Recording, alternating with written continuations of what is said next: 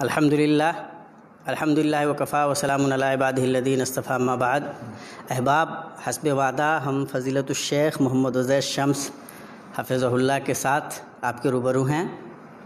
ہم نے جیسا کہ بتایا تھا کہ انشاءاللہ آج ہم شیخ سے گفتگو کریں گے کہ ایک آدمی کو اردو میں لکھی گئی کون سی کتابیں ایسی ہیں شیخ کی نظر میں جنہیں پڑھ لینا چاہیے۔ اردو میں ایسی کون سی کتابیں ہیں جنہیں ایک آدمی کو، ایک طالب علم کو، ایک عالم کو، ایک عام انسان کو بھی پڑھ لینا چاہیے۔ شیخ کی نظر میں شیخ کن کتابوں کو اس نظر سے دیکھتے ہیں؟ اس سے پہلے ہم نے شیخ سے گفتگو کی تھی ان جنرل، اور بہت ساری کتابوں کے اسما سامنے آئے تھے۔ ہمیں امید ہے اور ہم یقین کرتے ہیں کہ ہمارے بہت سارے احباب نے انشاءاللہ ان کتابوں کو دیکھا ہوگا، پڑھا ہوگا اور انشاءاللہ استفادہ کیا ہوگا، اور یہ سلسلہ انشاءاللہ دراز رہے گا۔ سچی بات یہ ہے کہ اس طرح کی رہنمائی عام طور پہ نہیں ہو پاتی، جس کی وجہ سے یہ جو نسل ہے اس نسل کو جس طرح سے اپنے آپ کو مالا مال کر لینا چاہیے اس طرح سے مالا مال نہیں کر پاتی۔ ہم شیخ کے انتہائی درجے میں شکر گزار ہیں کہ شیخ اپنی زندگی کے قیمتی اوقات میں سے ہمارے لیے یہ نہایت قیمتی لمحے نکالتے ہیں۔ اللہ تبارک و تعالیٰ شیخ کو اس کا بہتر بدلہ دے، اور ہم وقت ضائع نہ کریں گے۔ شیخ اس سے پہلے بھی ہم لوگوں نے اسی سلسلے کی ایک گفتگو کی تھی۔ آج انشاءاللہ ہم یہ جاننا چاہتے ہیں کہ اردو زبان میں جو کتابیں مختلف مرحلوں میں، مختلف زمانوں میں لکھی گئی ہیں اور مختلف علوم و فنون پہ لکھی گئی ہیں، ان میں کون سی کتابیں ہیں جن کو آپ سمجھتے ہیں کہ ایک طالب علم کو پڑھ لینا چاہیے، ایک عام آدمی کو بھی مطلب کیوں پڑھ لینا چاہیے؟ تو سب سے پہلی کتاب اردو کی آپ کے ذہن میں کون آتی ہے؟ میں آپ کو انشاءاللہ اس سے متعلق تھوڑی سی تمہید ماد دوں۔ سب سے پہلے تو میں مشورہ یہ دوں گا کہ ایک چھوٹی سی کتاب ہے، مشاہیر اہل علم کی محسن کتابیں، اس نام سے چھپی ہے، محمد عمران خان صاحب نے مرتب کیا اسے۔ اس میں مشہور جتنے اہل علم ہیں تو انہوں نے جو کتابیں پڑھی ہیں، جن سے فائدہ ہوا ان کو، جن سے اثر کیا، تو وہ کتاب اگر پڑھ لیں تو اس میں پھر وہ ہر شخص کو جس طرح کا آدمی بننا پسند ہے اس طرح کے ذوق کی جو کتابیں ہیں وہ اس میں مل جائیں گی۔ مشاہیر اہل علم کی محسن کتابیں، اور اس کو ہمارے ایک دوست فیصل احمد بھٹکلی صاحب نے ایڈٹ بھی کر دیا ہے، تو اس میں ساری کتابوں کا تعارف بھی ہے۔ اب اس میں مثلا مولانا عبدالعزیز میمن، اب کسی کو عربی کا محقق ادیب بننا ہے تو انہوں نے جو کتابیں پڑھی ہیں اور جن سے فائدہ ہوا ہے ان کو، وہ انہوں نے ذکر کی ہیں۔ اسی طرح سے مولانا سعید احمد اکبر آبادی، مولانا عبید اللہ سندھی، مولانا مودودی، اور بلکہ مولانا علی میاں کا بھی ایک مضمون اس میں شامل کر دیا۔ یہ سارے مضامین چھپے تھے پہلے الندوہ میں جو منتشر تھے، وہ جمع کر دیا۔ تو یہ بہت اچھی چیز ہے، اس سے اگر دیکھیں گے تو ہر ذوق، خواجہ غلام السیدین نے مثلا جتنی انگریزی ادب کی کتابیں پڑھی ہیں اور جن سے انہوں کو فائدہ ہوا تو وہ انہوں نے سب ذکر کی ہیں۔ تو یہ کتاب میں ریکمینڈ کروں گا کہ پہلے وہ مشاہیر اہل علم کی محسن کتابیں۔ جی بالکل۔ اچھا، دوسری چیز یہ کہ جو کتابیں ہیں اب کسی بھی زبان میں، مثلا اردو ہی میں اب وہ بہت طرح کی کتابیں ہیں، لیکن میں نے جن کتابوں سے کنسلٹ کیا تقریباً ان کو ہم 4 کیٹیگری میں تقسیم کر سکتے ہیں۔ پہلی تو وہ جو مذہبی کتابیں ہیں، فقہی مسائل یا عقائد وغیرہ کے بارے میں، تو اس طرح کے بہت سے علماء نے لکھی ہیں، اور اس سلسلے میں بلکہ مشورہ میں یہ دوں گا کہ بجائے اس کے کہ زیادہ اردو کی کتابیں پڑھیں، اصل عربی کی کتابیں پڑھیں، اس لیے کہ ہمارے دین کی بنیادی کتابیں یا اس کے مآخذ و مصادر جو ہیں وہ عربی میں ہیں۔ لیکن ظاہر ہے جو لوگ عربی میں نہیں پڑھ سکتے ہیں تو ان کے لیے رہنمائی کی بھی ضرورت ہے کہ اردو میں کون سی کتابیں پڑھیں۔ دوسری کیٹیگری ہے وہ ہے مفکرین اور مصلحین کی کتابیں، فکری، اصلاحی، عام، مختلف میدان میں، چاہے کسی نے سیاسی اصلاح کا بیڑا اٹھایا ہے یا کسی نے اور کسی طرح کے کام، تو وہ اس میں مختلف جماعتیں بھی ہیں، مختلف افراد بھی ہیں، تو اس طرح کے مفکرین کی کتابیں پڑھنا جس کے اندر کسی طرح کے اصلاح کا جذبہ یا دعوتی جذبہ ہو، یا کسی بھی میدان میں کسی نئی چیز یا نئی راہ سوجنے کے لیے یہ کتابیں مفید ہوتی ہیں، اور ان پر تنقید و تبصرہ بھی۔ تیسری طرح کی وہ کتابیں ہیں جو محققین اور مورخین کے جو کسی بھی موضوع سے متعلق زیادہ گہرائی میں اترتے ہیں، چھان بین کرتے ہیں، عام جو شائع شدہ فکر ہے اس کے خلاف کوئی بات کیا ہے یا نہیں ہے اس کی تحقیق کرتے ہیں، کسی غلط مفروضے سے متعلق اس کے بارے میں تحقیق کرتے ہیں، وہ چاہے مذہبی مسائل سے متعلق ہوں، تاریخی ہوں، یا کسی بھی موضوع سے متعلق۔ تو یہ علمی تحقیقی یا مفکرین، محققین اور مورخین بھی اسی میں شامل کرتے ہیں، اس لیے اصل حقیقی مورخ ہوگا تو وہ ضرور تحقیق کرے گا۔ تو یہ 3 طرح کی کتابیں ہوئیں، اور چوتھی وہ کتابیں ہیں کہ جو ادبی و تنقیدی نوعیت کی ہیں، شعر ہے، نثر کے جو مختلف اصناف ہیں، ناول، افسانہ، ڈرامہ وغیرہ. تو میں نے جو کتابیں پڑھی ہیں ان میں مذہبی کتابیں ہیں پہلے نمبر پر، زیادہ سے زیادہ پڑھی ہیں. اس کے بعد پھر تاریخی نوعیت کی جو کتابیں ہیں، پھر اس کے بعد ان میں جو علمی تحقیقی بعض مشہور محققین کی کتابیں ہیں، اور آخر میں وہ جو ادبی تنقیدی کا بھی مطالعہ کیا ہے کچھ تھوڑا بہت. اور اس کی وجہ یہ ہوئی کہ میں یہاں آیا تو یہاں تو سلسلہ منقطع ہو جانا چاہیے تھا اردو سے، لیکن الحمدللہ وہ ماسٹرز میں میرا مقالہ تھا حالی کی تنقید اور شاعری پر عربی کے اثرات، تو اس کے تعلق سے پھر اردو کی بھی بہت سی چیزیں دیکھنی پڑی، حالی کا مجموعہ، دوسرے طبع کا، اور اس سلسلے میں جو تاریخ ادب کی کتابیں تنقید کی، اور مختلف نثر نگار ہیں، شعراء ہیں، ان سب کو بھی پڑھا میں نے. جبکہ میں آیا تھا جب یہاں ہندوستان سے تو میرے پاس صرف قرآن مجید کا ایک نسخہ اور دیوان غالب تھا اور کچھ نہیں تھا. دیوان غالب، لیکن تو دیوان غالب لے کر آیا تھا میں. اور اس سے ہمارے احباب اندازہ لگا سکتے ہیں میرا محبوب ترین شاعر ہو، میرا محبوب ترین شاعر ہو. قرآن کریم کے نسخے کے ساتھ ساتھ دیوان غالب کا بھی ایک نسخہ آدمی کے پاس ہونا چاہیے. لے آیا تھا میں. بہرحال اب اس کی ابتدا کا مثلا مذہبی کتابوں تو عام طور پر جو بڑی بڑی کتابیں ہیں، تفسیریں ہیں، شروع حدیث کی کتابیں ہیں، فقہی مسائل سے متعلق مجموعے ہیں، فتاوی، ان سب کا مشورہ نہیں دوں گا اس لیے کہ بڑی بڑی کتابیں ہیں، وہ سب رجوع کرنے کے لیے ہوتی ہیں اور ان کو پڑھا بھی جاتا ہے. بعض لوگ بہت عقیدت سے کسی خاص مصنف کی کتاب پڑھتے ہیں، لیکن ایک کتاب یا اس کی ایک جلد اس کا مشورہ ضرور دوں گا. سب سے پہلی کتاب وہی میں، وہ ترجمان القرآن کی جو پہلی جلد ہے جو سورہ فاتحہ کی تفسیر پر مشتمل ہے، چونکہ وہ بالکل نئے اور منفرد انداز میں اس کی تفسیر انہوں نے کی ہے، اور پوری سورہ پر انہوں نے جو جائزہ لیا ہے اس میں اللہ تعالیٰ کی ربوبیت، رحمت اور عدالت پر جو گفتگو کی ہے انہوں نے، اور جس انداز میں جائزہ لیا ہے، اور اسلامی تعلیمات کو کس طرح سے سورہ فاتحہ کی روشنی میں پیش کیا ہے انہوں نے، اور دوسرے ادیان و مذاہب سے جو موازنہ مقررہ کیا، یہ میں سب سے پہلے ریکمنڈ کروں گا کہ ہر طالب علم سورہ فاتحہ کی وہ تفسیر جو مولانا ابوالکلام آزاد کی ہے وہ پڑھ لے.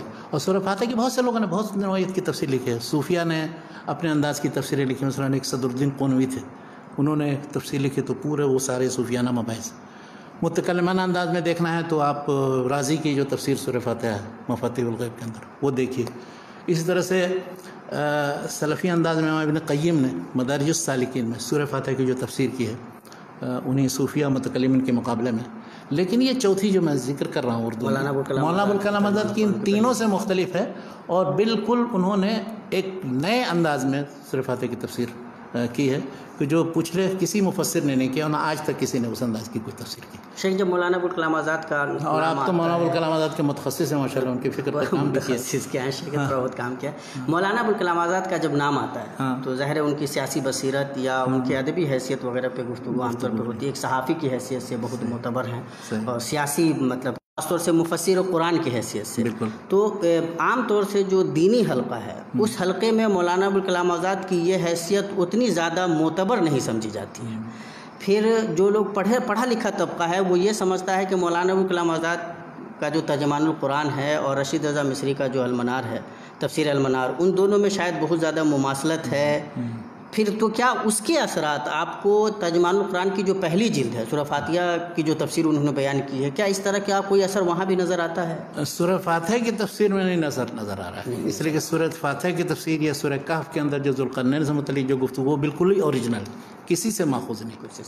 اور آپ سارے ذخیرے کو آپ چھان ماریے مولانا ابوالکلام آزاد کے زمانے میں. بقیہ لوگوں نے جو قرآن کریم میں سورہ فاتحہ کی تفسیر کی ہے اس میں اور مولانا ابوالکلام آزاد کی اس تفسیر میں بنیادی فرق کیا ہے؟ ایسا کیا فرق کیا کہ انہوں نے خاص یعنی طریقے سے اللہ تعالیٰ کی ذات و صفات سے متعلق گفتگو، اور قیامت میں جو جزا و سزا ہے اس سے متعلق گفتگو، اور اللہ تعالیٰ کی ربوبیت اور رحمت وغیرہ کے جو مظاہر ہیں پورے کائنات کے اندر اس پر گفتگو، عبادت سے متعلق جو اسلام کا جو تصور ہے وہ اور دوسرے مذاہب میں کیا ہے اس سے متعلق گفتگو، اور اس طرح سے پچھلے جو جتنی انبیاء گزرے ہیں، جو قومیں گزری ہیں، ان پر کیا گزری کیا نہیں گزری، اور کیوں ہم غیر المغضوب علیہم ولا الضالین کہتے ہیں. تو ان پہلوؤں پر انہوں نے بالکل ایک نئے انداز میں رہنمائی کی ہے کہ جو بھی شخص بھی اس کو پڑھے گا تو اس کو اندازہ ہوگا کہ اس کا موازنہ مقارنہ آپ کسی سورہ فاتحہ کی تفسیر سے کر لیجیے، چاہے وہ قدیم جن کا میں نے 3 کا ذکر کیا، حالانکہ ابن قیم ان کے بہت محبوب مصنف تھے، لیکن تفسیر میں انہوں نے ان کا منہج نہیں اختیار کیا ہے، بالکل ہی ایک ایسے انداز میں ذکر کیا ہے تاکہ جدید جو تعلیم یافتہ حضرات ہیں اور جدید ذہن بھی اس کو پڑھے تو سمجھے کہ اچھا قرآن مجید میں کیا معانی متعلق. تفسیر المنار میں اگرچہ وہ تفسیر کے دوسرے صورتوں اور دوسری آیتوں کی تفسیر سے متفق، بلکہ ان کا جو منہج ہے وہی منہج تفسیر ان کا بھی، لیکن سورہ فاتحہ کی تفسیر اس میں دونوں ملا کے دیکھیے دونوں فرق ہے، بہت فرق، دونوں الگ ہے. ہاں بالکل الگ الگ ہے. وہ اس میں تفسیر سورہ فاتحہ اس انداز میں نہیں کی ہے جس طرح مولانا. تو گویا پہلی کتاب جو شیخ ریکمینڈ کرتے ہیں وہ ترجمان القرآن کی پہلی جلد جو سورہ فاتحہ کی تفسیر پہ مشتمل ہے، اور مولانا ابوالکلام آزاد کا تو ایسے بھی ہر جملہ اپنے آپ میں شاہکار ہوتا ہے. تو کیا کہنا، جزاکم اللہ خیر شیخ. تو یہ مطلب ان بنیادوں پہ تفسیر ترجمان القرآن اس حیثیت میں ہے کہ اس کو پہلے نمبر پہ آپ اردو میں ریکمینڈ کریں. اچھا، اسی طرح سے آپ تفسیر کے بعد دوسرا نمبر آپ سیرت کا لے لیجیے. سیرت میں اب کوئی ایک مخصوص کتاب میں کیا بتاؤں، اگر میں کہوں گا رائق المخدوم پڑھ لیے تو تقریباً سب لوگوں نے پڑھ رکھا ہوگا، اور وہ کتاب واقعی پڑھنے کی ہے. سیرت میں بہت ہی مشہور، بلکہ سب سے زیادہ پڑھی جانے والی کتاب اس وقت شاید مختلف زبانوں میں اس کا ترجمہ بھی ہو چکا ہے. تو رائق المخدوم کم از کم پڑھ لیں. اور دو کتابیں اور ہیں سیرت کی، ان دونوں کو بھی اگر پیش نظر رکھیں تو سیرت سے متعلق بنیادی وہ چیزیں معلوم ہو جائیں گی. پھر آپ کو کوئی کتاب دوسری پڑھیں نہ پڑھیں، یعنی رسول اللہ صلی اللہ علیہ وسلم کے سیرت کے تعلق سے اور مزید چیز نہیں ملے گی کوئی محققانہ انداز.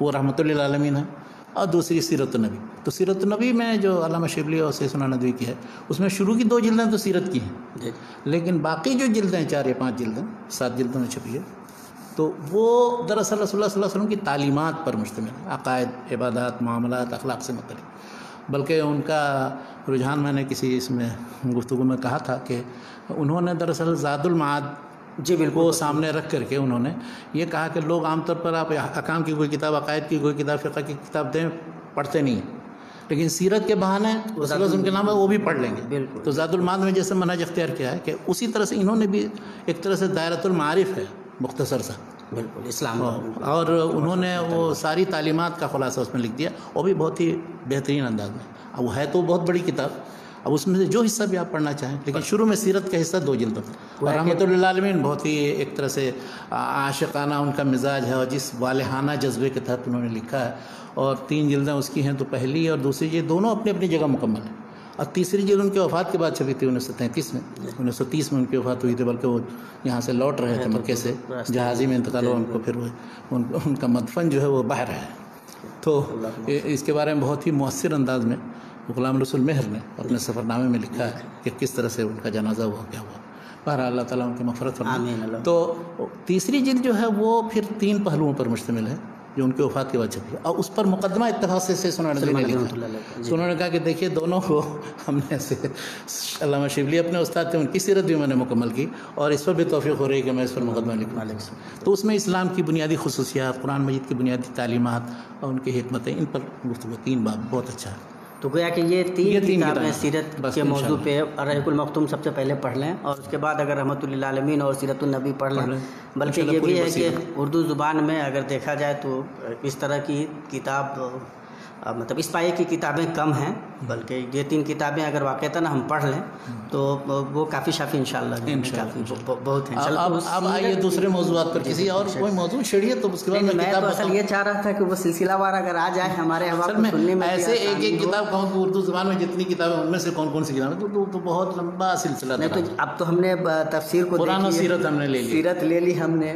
اب اگر اسلامی موضوعات پہ عام طور پہ جن لوگوں نے لکھا ہے، جیسے اسلام کے نظام سے متعلق گفتگو بہت سارے علماء نے کی ہے، سیاسی نظام کے بارے میں بات کرتے ہیں، سماجی نظام کے بارے میں بات کرتے ہیں، یا اور بھی جو دوسرے زاویے ہو سکتے ہیں، ان زاویوں سے جن لوگوں نے گفتگو کی، ان میں کون ایسی کتاب ہے؟ اس میں 2-4 کتابیں میں کوشش یہ کروں گا کہ چھوٹی چھوٹی کتابیں بیان کروں تاکہ جو پڑھی جائیں، ورنہ وہ تو سب ریفرنس بکس میں شامل ہو جاتے ہیں جن کی طرف رجوع کیا جاتا ہے. ایک ڈاکٹر حمید اللہ صاحب، ان کے لیکچرز کا مجموعہ ہے خطبات بھاولپور کے نام سے. تو خطبات بھاولپور میں انہوں نے کیا یہ ہے، کچھ لیکچرز ہیں، بہت اچھے لیکچرز ہیں، اور انہوں نے قرآن، سیرت، رسول اللہ صلی اللہ علیہ وسلم کے زمانے، اس زمانے میں تعلیمی نظام، سیاسی نظام، اور اس کے بعد پھر اسی طرح مالیاتی نظام، اور ان سب پر عدلیہ کا کیا نظام تھا، ان پر گفتگو کی. یعنی آپ کو ابتدائی اسلام میں، خاص طور پر رسول اللہ علیہ وسلم کے زمانے میں مختلف طریقے سے کس طرح سے لوگ رہتے تھے، کس طرح پڑھتے تھے، کس طرح حکومت کرتے تھے، کس طرح روابط و تعلقات تھے، پھر قرآن کی کیا حقیقت ہے، سیرت اور حدیث سے متعلق کیا خدمت کی گئی، فقہ و قانون جو تھا وہ کیسے بنا تھا، کیا. تو وہ لیکچر ضرور پڑھیں، لیکچرز میں بہت سی باتیں انہوں نے اس انداز کی ذکر کر دی ہیں کہ جو مستشرقین کی بہت سی پھیلائی ہوئی غلط فہمیوں کا بھی جواب ہے. کیا بات ہے. اور وہ مستشرقین کے درمیان وہاں پیرس میں رہ کر، میری ان سے ملاقات ہوئی تھی ان کے گھر پر، تو انہوں نے وہاں رہ کر کے ان کے مزاج کو سمجھتے ہوئے ان سارے شکوک شبہات کا جواب بھی دیا. تو یہ خطبات بھاولپور میری نظر میں بہت اچھی کتاب، میں نے بھی اس کو کئی بار پڑھا ہے. جی الحمدللہ. اور یہ پڑھنا بھی چاہیے، ماشاءاللہ اویلیبل ہے، آسانی سے حاصل کر کے پڑھ سکتے ہیں. زیادہ موٹی بھی نہیں ہے کہ پریشانی ہو. انسان اگر پڑھنا چاہے تو بہتر استفادہ کر سکتا ہے، بلکہ بعد کے جو محققین ہیں وہ بھی بہت استفادہ کرتے ہیں. اچھا، دوسری ایک کتاب آپ اسی نوعیت کی سمجھیے کچھ، ایک تو انہی کی لکھی ہوئی انٹروڈکشن ٹو اسلام جس کا ذکر آیا تھا پہلے بات آئی تھی، اور دوسری ایک کتاب اساسیات اسلام، اس کا بھی میں نے ذکر کیا تھا پچھلے لیکچر مولانا محمد حنیف ندوی صاحب کی، اسلام کے مختلف پہلوؤں پر. اس طرح سے مولانا مودودی کی دو ایک کتابیں ہیں، اگر اسلامی نظام حکومت اور نظام تعلیم، اخلاقی نظام کیا ہے، اس پر ایک مجموعہ ان کا ہے، اسلامی نظام زندگی اور اس کے بنیادی تصورات. تو اس میں انہوں نے اہم جتنے رسائل تھے وہ جمع کر کے ان کے ناشرین نے چھاپ دیا ہے. ان کے خطبات کا بھی مجموعہ اسی طرح کا ہے، اسی طرح سے ان کے رسالہ دینیات ہے. اور تو وہ کتاب جو ہے مولانا مودودی کی اسلامی نظام زندگی اور اس کے بنیادی تصورات، وہ بہت اچھی. اسی طرح سے اسلامی تہذیب اور اس کے اصول و مبادی، کہ اسلامی تہذیب جو ہے وہ دراصل مادی پہلو اس کا اتنا پیش نظر نہیں رہتا ہے جتنا اس کا روحانی پہلو ہے. اس کی اساس جو ہے چونکہ دینی ہے اور روحانی ہے. اب لوگ سمجھتے ہیں کہ وہ پل بنا دیا اور منارات ہیں یا عمارتیں ہیں، بس وہی ہیں تہذیبی مظاہر. تو تہذیبی مظاہر ہیں، مادی پہلو ہے، لیکن اصل اس کی روح جو ہے وہ پیش نظر آنا چاہیے. تو مولانا مودودی کی یہ کتاب اس لحاظ سے، ان کے اس طرح سے اسلامی حکومت سے متعلق وہ اسلامی ریاست کے نام سے ایک کتاب ہے ان کی، جو اصول حکمرانی نظام حکومت تھا ان کے. اور بھی تو مولانا مودودی کی کتابیں تو بہت معروف ہیں اس میدان میں. جی بالکل. اور اکثر لوگوں نے پڑھ رکھا بھی ہے، اور لوگوں نے چاہے ان سے اتفاق رکھیں یا اختلاف رکھیں، لیکن بہرحال اسلام کے پورے نظام کو مختلف پہلو جو ہیں ان کی تشریح و تعبیر کرنے کے سلسلے میں، یا اسی طرح سے مخالفین اسلام جو ہیں ان کے اوپر رد میں، مطلب ان کی تحریروں کا جواب میں ایک مجموعہ ہے ان کا تنقیحات کے نام سے، ان کے مقالات کا مجموعہ. تنقیحات میں تو تجدد پسندوں، جو مغرب زدہ قسم کے لوگ ہیں، یا ایسے لوگ کو جو اسلام میں کچھ سہولت چاہتے ہیں اور اس میں تبدیل کرنا چاہتے ہیں اسلام کو اپنے مزاج، وہ ایسے مضامین و مقالات ہیں کہ پڑھیے. اور ان کا جو تنزیہ اس کا ایک مقالہ ہے، تجدد کا پائے چوبیں، یعنی ماڈرنزم یا تجدد پسندی کا جو ایک طرح سے سمجھیے کہ اس کی کرسی یا ٹیبل ہے، تو وہ کتنا کمزور ہے، ہاں گھن لگا ہوا ہے کہ وہ فوراً ٹوٹ پھوٹ کے بکھر جائے. تو اس پر تنقید ہے اصل میں تجدد پسندی پر. اس طرح اور بہت سے مضامین ان کے پڑھے، مطلب تنقیحات کو بہت خاص ریکمنڈ کرتے ہیں. تنقیحات کو بہت خاص. اسی طرح سے مفکرین، کچھ بھائی یہ چاہ رہے تھے کہ موجودہ دور کے جو شبہات ہیں ان کا جائزہ کس طرح سے لیا جائے، تو اس خاص تناظر میں اگر آپ تنقیحات پڑھ لیں انشاءاللہ تو کافی مدد ملے. اور ان کے بھی بہت سے مضامین اس سلسلے میں بنیادی چیزوں کی وضاحت کی انہوں نے. اگرچہ مطلب ان کی سب چیزیں نہیں قابل قبول ہیں، کسی بھی مفکر کی سب چیزیں قابل قبول ہیں. اللہ رسول کے بعد تو کوئی بھی شخص ایسا نہیں ہے کہ جو یؤخذ من کلامہ و یرد. تو لیکن یہ کہ اللہ ولا یجرمنکم شنآن قوم علی اللہ تعدلوا اعدلوا هو اقرب للتقوی. اچھا، اسی طرح جن علماء نے اور بھی جو مذہبی کتابیں میں نے پڑھی ہیں، ان میں مثلا قرآنیات کے تعلق سے چند چیزیں ذکر کرتا ہوں. مثلا ہم لوگ جب تفسیر پڑھتے تھے تو کوئی قصہ آ گیا، کوئی کہانی آ گئی، تو اس زمانے میں نے قصص القرآن کے نام سے ایک کتاب ہے مولانا حفظ الرحمن سیواری کا. اچھا، وہ بہت اچھی کتاب ہے 4 جلدوں میں، سارے قوموں کا ذکر ہے، سارے نبیوں کا ذکر ہے، اور قرآن میں کہاں کہاں اس کی تفصیلات انہوں نے جو دی ہیں. تو اس میں انہوں نے فتح الباری سے، تفسیر ابن کثیر سے، البدایہ والنہایہ وغیرہ سے استفادہ کیا ہے، اور کافی انہوں نے حوالے دیے. بلکہ یہ کتاب مجھے تقریباً 1969 میں، جس وقت ہم تیسری جماعت عربی کی تیسری جماعت میں پڑھتے تھے، تو اس وقت مجھے مل گئی. اچھا، اس سے بڑا فائدہ اس زمانے میں سورۃ القصص مقرر تھی ترجمہ. تو اب اس میں جو قصے اس سے مذکور ہیں وہ اس کی تفصیل میں جا کر کے وہ قصص القرآن میں دیکھتا تھا. اب پھر اس میں جب وہ حوالے ہوتے تھے البدایہ والنہایہ، فتح الباری اور تفسیر ابن کثیر اور دوسری کتابوں کے، تو وہ پھر جا کر کے والد صاحب کے پاس فتح الباری ہوتی تھی اور دوسری کتابیں میں جا کر کے دیکھتا تھا. تو اس زمانے سے یہ تجسس ہوا کہ اچھا اصل ماخذ کیا ہے، اور وہاں سے وہ فائدہ ہوا اس کا پڑھنے کا. اچھا، اس میں انہوں نے بہت اچھی باتیں کی ہیں. خود مولانا ابوالکلام آزاد سے استفادہ بھی کیا ہے، کچھ مزید استدراک بھی کیا ہے ان پر. اور وہ کتاب مولانا حفظ الرحمن صاحب کی بہت اچھی قصص القرآن. لیکن یہ ہے کہ اگر میری ایک رائے ہے، تجویز ہے کہ اگر اس کی تلخیص کر کے کوئی شخص صرف ایک جلد متوسط کوئی ایسی کتاب بنا دے جس میں سارے نبیوں کا مختصراً، اس لیے انہوں نے بہت لمبا اسلوب اختیار کیا، سارے قصے بیان کیے ہیں، مختلف آیتوں میں کیا ہے اس سے متعلق جو اختلافات ہیں اور پھر تنقیح کیا ہے، محاکمہ کیا وغیرہ وغیرہ. تو اگر کوئی شخص اس کا اختصار کر کے ایک جلد میں کوئی کتاب بنا دے تو اس سے بہتر کوئی کتاب نہیں ہوگی جو نبیوں اور ان کے بارے میں، اقواموں کے بارے میں. اچھا، اسی طرح رسول اللہ صلی اللہ علیہ وسلم قرآن مجید کے تعلق سے جتنا جغرافیہ قرآنی ہے، جن جگہوں کا ذکر ہے جہاں جہاں جس مناسبت سے، تو اس سے متعلق ارض القرآن یہ بھی اسی زمانے میں ہمیں ملی. سید ثنا ندوی بہت بڑے عالم و محقق تھے، تو ان کی یہ کتاب بھی، یہ بھی اگر کوئی شخص جو ان کے لیکچرز تھے، اس پر بھی میں آتا ہوں وہ بھی بہت، یعنی ابھی بہت سی چیزیں ہیں جو وہ یا تو ادھر کسی طرف نکل جائیے تو پھر دور تک نکل جائیے، پھر آئیے گھوم پھر. ہمارے کوئی بھائی بھی چاہ رہے تھے کہ اس بارے میں شیخ کی کیا رائے ہے. میں بتاتا ہوں. تو یہ ارض القرآن خطبات مدراس سے پہلے کی کتاب ہے، اور وہ چونکہ بنیادی طور پر محقق تھے، بالکل، تو تحقیق کی شان یہ اس میں نظر آتی ہے ارض القرآن میں. ارض القرآن میں کیا ہے، میں نے اسے پڑھا ہے اور بار بار پڑھا، بہت استفادہ کیا. میں بلکہ سب کو مشورہ دوں گا کہ ضرور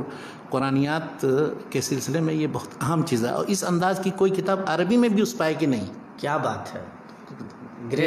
تو اس لیے میں مشورہ دوں گا کہ ضرور ارض القرآن. ارض القرآن میں انہوں نے جتنے جدید تحقیقات ہیں مستشرقین کی، ان سے بھی استفادہ کیا، ان پر تنقید کی ہے. پھر جو بائبل وغیرہ میں جو کچھ معلومات ہیں ان کا بھی ذکر کیا. پھر جو جدید جغرافیائی وہ نقشے ہیں موجودہ دور کے، ان سے متعلق جو کچھ ہے وہ بتایا. اچھا، پھر کسی مبحث سے متعلق کوئی بھی معرکۃ الآراء کوئی بحث ہے اس کی تحقیق کی ہے. تو یہ کتاب اس سلسلے میں بنیادی ہے. اس کے بعد مثلا ایک کتاب ہے سفر نامہ ارض القرآن کے نام سے. مولانا مودودی نے جب ان جگہوں کا مشاہدہ کرنے کے لیے سفر کیا تھا محمد عاصم حداد صاحب کے ساتھ، تو محمد عاصم حداد صاحب نے وہ روداد ایک مرتب کیے، کہاں کن جگہوں پر گئے. تو دونوں کو آپ پڑھیں گے تو دونوں میں فرق سمجھ میں آئے گا کہ ان کا اسلوب جو ہے سید ثنا ندوی کا وہ بالکل محققانہ اسلوب ہے، اور ان کا اسلوب یہ ہے کہ مشاہدے پر مبنی، جو چیزیں جیسی جہاں اس وقت نظر آ رہی ہیں وہ کیا ہے نہیں. تو دونوں کا اپنا اپنا اسلوب ہے، دونوں اپنی جگہ پر اہمیت رکھتی ہیں. لیکن ارض القرآن کی بہرحال مطلب اس پائے کی کوئی کتاب میں نے عربی میں بھی نہیں دیکھی، انگلش میں بھی نہیں دیکھی. کیا بات ہے. تو اس لیے مطلب ارض القرآن بطور خاص کرتے ہیں. اچھا، سیرت کے سلسلے میں ابھی جو میں نے پوچھا خطبات مدراس، خطبات مدراس بھی ایسے لیکچرز ہیں کہ جو انہوں نے جا کر کوئی مدراس میں دیے تھے سیرت کے تعلق سے. انہوں نے جن پہلوؤں سے 6-7 پہلوؤں سے سیرت کے مختلف ناحیوں پر جو گفتگو کیے وہ بھی اپنی نظر میں لاجواب ہے. اس کا بہت پہلے انگلش میں بھی ترجمہ ہوا تھا، عربی میں بھی ترجمہ ہوا، بلکہ عربی میں ایک صاحب نے اور ترجمہ کیا، 2 آدمیوں نے ترجمہ کیا. پہلا ترجمہ تو محمد ناظم ندوی صاحب نے کیا تھا رسالۃ المحمدیہ کے نام سے، اور دوسرا ترجمہ بھی ایک صاحب نے پھر رسالۃ المحمدیہ. تو میں نے ان کے بھائی یہاں پڑھتے ہیں جب میں پڑھا، نے پوچھا کہ یہ دوبارہ کیوں ترجمہ کیا. انہوں نے کہا اصل میں اس پہلے والے ترجمے میں، عربی ترجمے میں، وہ بین ہی ان عبارتوں کو جو ترجمہ تھیں ان ترجموں سے پھر عربی میں ترجمہ کر دیا بجائے اس کے کہ اصل کتابوں کی طرف مراجعہ کرنا. اچھا، اب یہ مترجمین کے لیے ایک چیز سمجھنے کی ہے کہ جن موضوعات سے متعلق کوئی اقتباس کہیں کسی جگہ ہے تو ان اقتباسات کا ترجمہ نہیں کر دینا چاہیے کسی بھی زبان میں، بلکہ اصل کتاب میں اگر وہ اس زبان میں آپ ترجمہ کر رہے ہیں تو وہ اصل کتاب سے لیجیے اور اتنا حصہ لیجیے جتنا انہوں نے لیا. یہ بھی کچھ لوگ کرتے ہیں، مثلا انہوں نے تلخیص کر کے انہوں نے 2 سطر میں دے دیا. اب آپ پوری عبارت ان کی جو ہے 1 صفحے کی نقل کریں گے تو یہ بھی غلط ہے، ترجمہ کے ناحیے سے بھی یہ غلط ہے.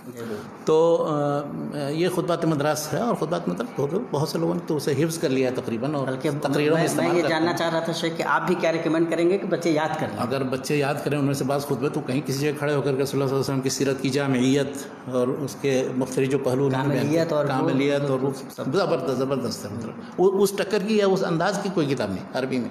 یہ بھی ایک اپنے انداز کی منفرد چیز ہے. بے انتہا اور بہت خوبصورتی سے انہوں نے جس طرح سے پیش کیا ہے، بلکہ تو وہ لوگ جو ابھی خاص طور سے مطلب طالب علمی کے زمانے میں ہے جن کے پاس فرصت ہے یاد کر سکتے ہیں، اور وہ اگر زاویہ رکھتے ہیں اپنے آپ کو خطیب کی حیثیت سے بھی دیکھتے ہیں تو بڑے کام کی چیز ہے. مکمل یاد کیا ہے لگتا ہے آپ کے. نہیں، ہم لوگوں نے بھی کچھ حصے یاد کیے ہیں بالکل ماشاءاللہ اس زمانے میں، اور ہم سمجھتے ہیں کہ بہت مطلب ادبھت جس کو ہندی میں بولتے ہیں، لاجواب. آپ بالکل یاد کر لیں تو انشاءاللہ کافی فائدہ ہوگا. خاص طور سے خطیب کے لیے ضروری ہے کہ اس کی زبان چلتی ہو.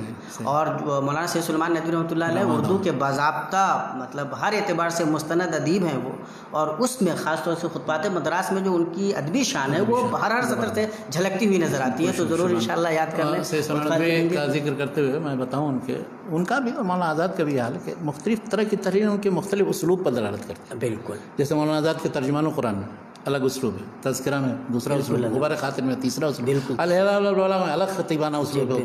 تو اسی طرح صحیح سنانی کے شذرات پڑھیے جو معارف میں، وہ ایک خاص نرالے اسلوب میں، بلکہ آپ جمع کر دیے کسی نے، مجھے پتہ چلا بھی مجھے نہیں ملا، لیکن جو شذرات بھی آپ پڑھیں. اسی طرح سے ان کی وفیات سے متعلق جو مختلف شخصیات پر لکھا ہے، یاد رفتگان کے نام سے، تو یاد رفتگان وہ بھی جس شخص پر بھی انہوں نے لکھا ہے، نہ اس میں بہت زیادہ مبالغہ آرائی ہے اور نہ بہت زیادہ کسی کے بارے میں برا خراب تبصرہ، لیکن خلاصہ تقریباً اس سے سیکھنا چاہیے کہ کیسے کسی شخص پہ لکھا جائے. تو ہمارے یہاں حال یہ کہ کسی بڑے سے بڑے شخص کی وفات ہو گئی، وہ 10-12 صفحے کا کوئی مضمون لکھے، اس میں کچھ نہیں ہے، یعنی کوئی نئی چیز نہیں، بس ادھر ادھر کے آسمان زمین کے قلابے ملائے ہوں گے. اور وہ حالانکہ کسی شخص سے متعلق اس کی شخصیت کے جو مرکزی پہلو ہیں، بنیادی چیزیں ہیں، چاہے وہ اچھے ہوں یا برے کا اتنا ذکر کرنے کی ضرورت ہے، اشارہ لیکن کرنا چاہیے، میں اس کا قائل ہوں. تو یہ شذرات، وفیات، اسی طرح سے انہوں نے جو ان کتابوں پر تبصرے کیے ہیں یا جو تحقیقی کتابیں لکھی، جیسے عرب و ہند کے تعلقات، خیام پر جو ان کی کتاب ہے، تو یہ سب اپنے اپنے انداز میں، کوئی تحقیقی اسلوب ہے، کوئی خطابی اسلوب ہے جیسے خطبات مدراس میں، اور شذرات میں اور اس طرح سے وفیات میں، ان دونوں میں بھی اپنا اسلوب ہے. اوورال مطلب سید سلیمان ندوی رحمۃ اللہ علیہ کو آپ ریکمینڈ کرتے ہیں؟ بالکل بہت، ان کی جو بھی کتاب مل جائے، بلکہ میرے پاس ان کی ساری کتابیں، ایک بھی کتاب ایسی نہیں ہے کہ جو نہ ہو. کیا بات ہے، ماشاء اللہ. تو وہ اور اسی سے محبت کا بھی اندازہ لگایا جا سکتا ہے. شیخ، تو جو عام مطلب کیا کہتے ہیں سماجی اصلاح یا مفکرانہ شان کے ساتھ جو کتابیں اردو لکھی گئی ہیں، ان میں کن کتابوں کو آپ دیکھتے ہیں؟ اب ذرا سا تھوڑا ان کے استاد کی طرف بھی آئیے، علامہ شبلی نعمانی کی. کیا بات ہے. جی شبلی صاحب نے عقیدے اور جدید علم کلام کے تعلق سے تو 2 کتابیں لکھی ہیں، علم الکلام اور الکلام. علم الکلام جو ہے پچھلے علم کلام کی تاریخ، اور الکلام میں وہ جدید مباحث ہیں کہ عصر حاضر میں کیسے پیش کیے جائیں، ان بنیادی اللہ کے بارے میں، رسول کے بارے میں، آخرت کے بارے میں، اور دوسرے جو مباحث. تو علم الکلام ایک طرح سے تاریخ ہے علم کلام کی، لیکن اس میں کیا ہے، خود علامہ شبلی نے ایک جگہ لکھا ہے کہ یہ کتاب میری جو ہے بہت ناقص ہے. ناقص اس معنی میں، اصل میں عقائد کے ترجمان اصل وہ لوگ ہیں کہ جنہوں نے اسے نقل کیا ہے. اللہ کے رسول صلی اللہ علیہ وسلم کے زمانے میں جن لوگوں کے جیسے عقائد تھے اور بنیادی جو چیزیں ہیں، ان کو نقل کیا، یعنی محدثین یا اہل الحدیث یا روایت کرنے والے دراصل اس میدان کے ہیں وہ. اچھا، اس پر جو کتابیں اس زمانے میں چونکہ نہیں چھپی تھی، تو عام طور پر علم کلام میں اہل سنت کے ہاں اشاعرہ اور ماتریدیہ، یہ دونوں کا منہج، تو انہی دونوں کا انہوں نے تعارف کرایا. لیکن اس کے ساتھ ساتھ انہوں نے امام ابن تیمیہ، غزالی اور بعض ایسی شخصیات کا جن کا بہت بڑا ہاتھ رہا ہے اس میں، ان کا بہت اچھے انداز میں ذکر کیا. امام ابن تیمیہ کا خاص طور پر بہت اچھا، میں نے اپنے مضمون میں اس کا ذکر کیا. تو لیکن پھر بھی وہ اپنے خطوط میں کہتے ہیں کہ میری جو وہ کتاب ہے علم الکلام، وہ ناقص رہ گئی، وہ سب وہ صرف اشاعرہ اور ماتریدیہ اور ان کے منہج اور ان کے مطابق علم کلام کی تاریخ بن گئی ہے. ہونا یہ چاہیے تھا کہ وہ اہل الحدیث کے منہج کی کتابیں، لیکن افسوس کہ اس منہج کی وہ کہتے تھے کہ 2 ہی مؤلف ہیں جن کی چند کتابیں ملی. ایک ابن حزم ہیں کہ جن کے الفصل ہے، جو مختلف موضوعات سے متعلق اور مختلف فرقوں کا جائزہ ہے، اور دوسری ابن تیمیہ ہیں کہ جن کی اس زمانے تک، یعنی 1914 میں ان کی وفات ہوئی، تو 1905 میں ان کی منہاج السنہ چھپی ہوئی تھی. منہاج السنہ کے حاشیے میں در و تعارض العقل والنقل کا ایک ٹکڑا چھپا تھا، اور ان کو وہ کتاب الرد علی المنطقین ملی تھی. بس انہی 3 کتابوں سے وہ اتنا متاثر ہو گئے تھے ابن تیمیہ سے کہ وہ آخر میں کہتے تھے کہ مجھے تو کوئی انگلی پکڑ کر کے بھی اگر وہ جدھر لے چلیں گے ادھر لے جاؤں، جانے کے لیے تیار ہے. تو علم الکلام اور الکلام، یعنی اس کی تاریخ اور اس کا ارتقاء سمجھنے کے لیے یہ دونوں کتابیں، اگرچہ وہ خود انہوں نے اعتراف کیا. تو دیکھیے عموماً یہ ہوتا ہے کہ مؤلف اعتراف نہیں کرتا اپنی کتاب کی، سب چاہتا ہے کہ یہ عظمت کی بات ہے. انہوں نے اپنے خطوط میں لکھا ہے کہ افسوس کہ مطلب یہ کتاب میری بہت ناقص رہ گئی، اس لیے کہ اس میں جو اہل الحدیث کا جو منہج تھا. اچھا، اس زمانے وہ کتابیں چھپی نہیں تھی. بعد میں جیسے مثلا عبداللہ بن احمد کی کتاب السنہ، یا لالکائی کی کتاب شرح اصول اعتقاد اہل سنت والجماعہ، یا الشریعہ آجوری کی، یا اسی طرح سے ابن بطہ کی کتابیں، یہ سب بعد میں چھپی ہیں. چھوٹی چھوٹی کتابوں کا تو شمار ہی نہیں ہوتا. تو یہ سب چونکہ بعد میں چھپی ہیں، اس زمانے میں نہیں ملی تھیں، وہ تمنا کرتے تھے کہ کاش کے مل جائے. تو یہ علامہ شبلی کو. اچھا، اسی طرح سے جدید علم کلام کے تعلق سے، جدید علم کلام پر اس میں بہت سے لوگوں نے گفتگو کی، اور اسی سلسلے میں وہ علامہ اقبال کی بھی تشکیل جدید الہیات اسلامیہ جس کا ذکر پہلے آیا تھا. لیکن موجودہ دور میں جو سائنس کے زیر اثر رہ کر کے، اور ایک تو ذہنی مروبیت جو ہے، اور یہ کہ سائنس نے بہت سی چیزوں کو رد کر دیا ہے، اور سائنس کا مذہب اب سائنس کے مقابلے میں ٹک نہیں سکتا ہے، ان سارے شکوک شبہات کے جواب دینے کے لیے وہ جو مولانا وحید الدین خان صاحب کی کتاب ہے پہلے وہ علم جدید کا چیلنج کے نام سے چھپی تھی. تو یہ کتاب زبردست لاجواب کتاب ہے. جس زمانے میں وہ لکھنؤ میں تھے، ہدایت تحقیقات شریعت اسلام نشریات اسلام کے نام سے مولانا علی میاں کا وہ ادارہ تھا، تو وہاں پر ان سے وہ کتاب لکھوائی تھی انہوں نے. کہا تھا اس موضوع، اور اس موضوع پر واقعی یہ کتاب بہت زبردست لاجواب کتاب ہے. عربی میں انگلش میں بھی ترجمہ ہو چکا ہے. اور اس میں جو مباحث مثلا توحید کے اس بات کے لیے، آخرت کے اس بات کے لیے، رسالت کے اس بات کے لیے، اور کس طرح سے سائنس کی پہنچ کہاں تک ہے کہاں تک نہیں ہے، ان سب پہلوؤں پر بہت اچھا بہترین کتاب ہے. اور یہ کتاب بھی ہر ایک کو پڑھ لینا چاہیے. اور اس طرح سے جدید الہیات یا عقیدہ سے متعلق تو بہت سی کتابیں لکھی گئی ہیں، لیکن جن کتابوں کے اندر کسی طرح کی کوئی جدت یا ندرت ہے ان کتابوں کو پیش نظر رکھنا چاہیے. اور اب عقیدے کو چھوڑ کر کے ہم دوسرے کچھ موضوعات کی طرف آتے ہیں.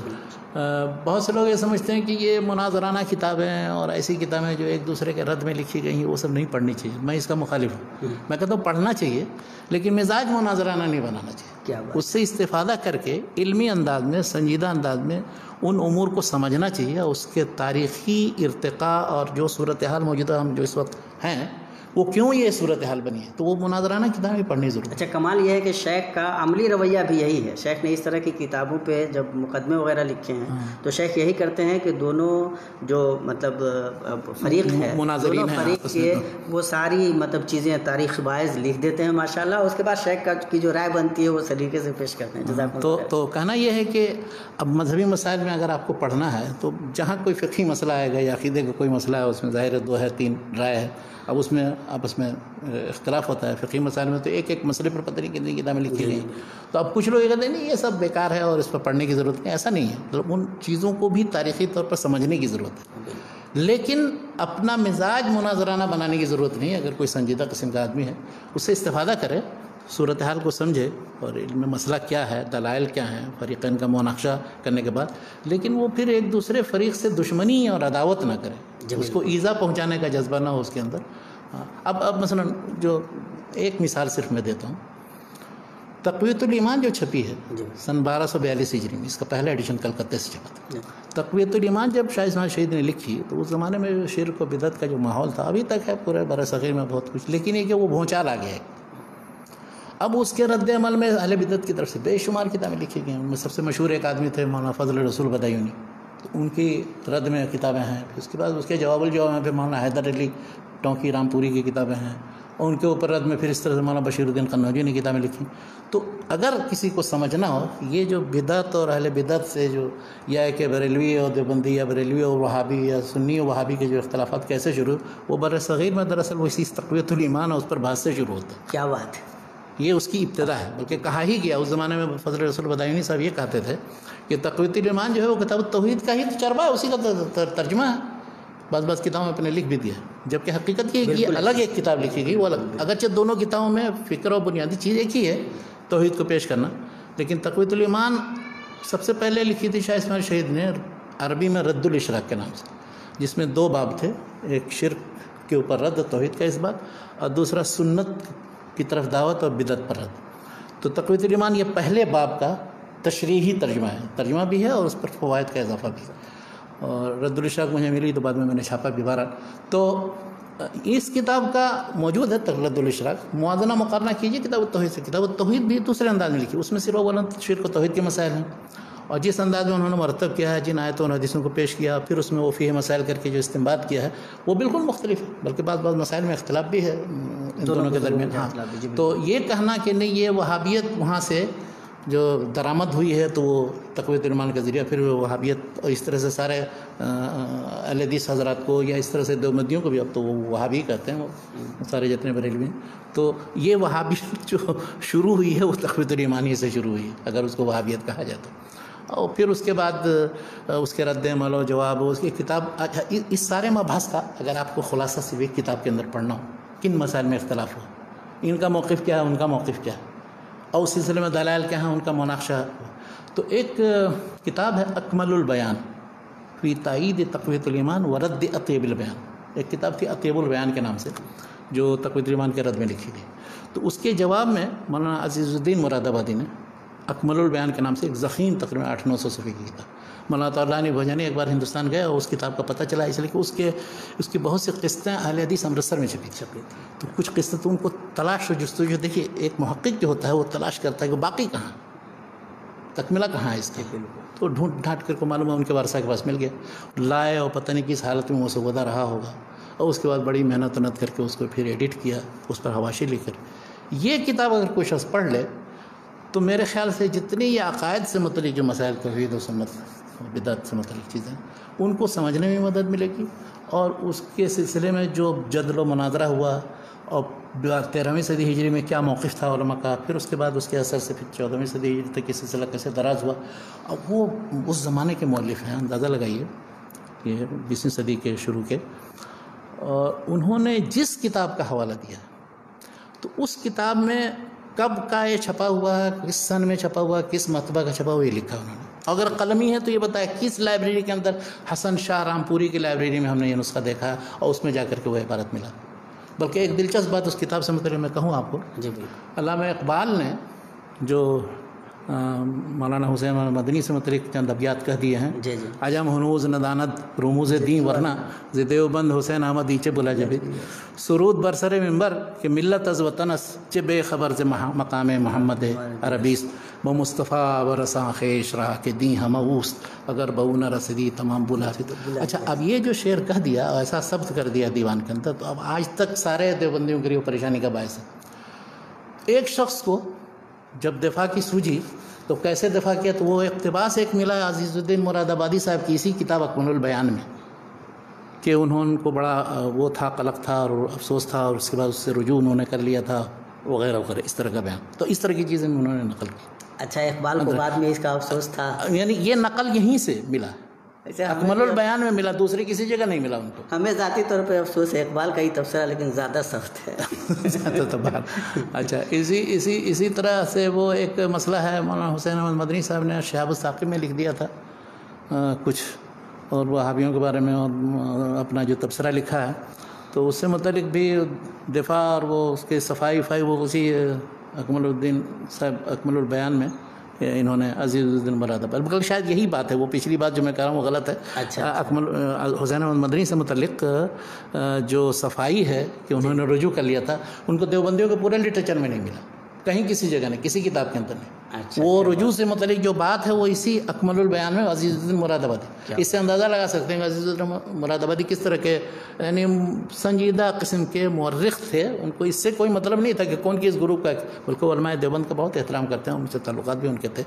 تو اس طرح کی کتاب کوئی لکھے اور اس طرح کی کتاب کوئی پڑھے تو اس کا اثر بھی انشاءاللہ سنجیدہ قسم کا اچھا ہوگا انشاءاللہ. تو یہ مطلب جو فقہی موضوعات پہ آپ سب آپس میں جو مناظراتی مطلب عقیدے کے بعد، عقیدے سنت و بدعت سے متعلق. اچھا، اسی طرح سے مثلا ایک مسئلہ چھڑا تقلید و اجتہاد.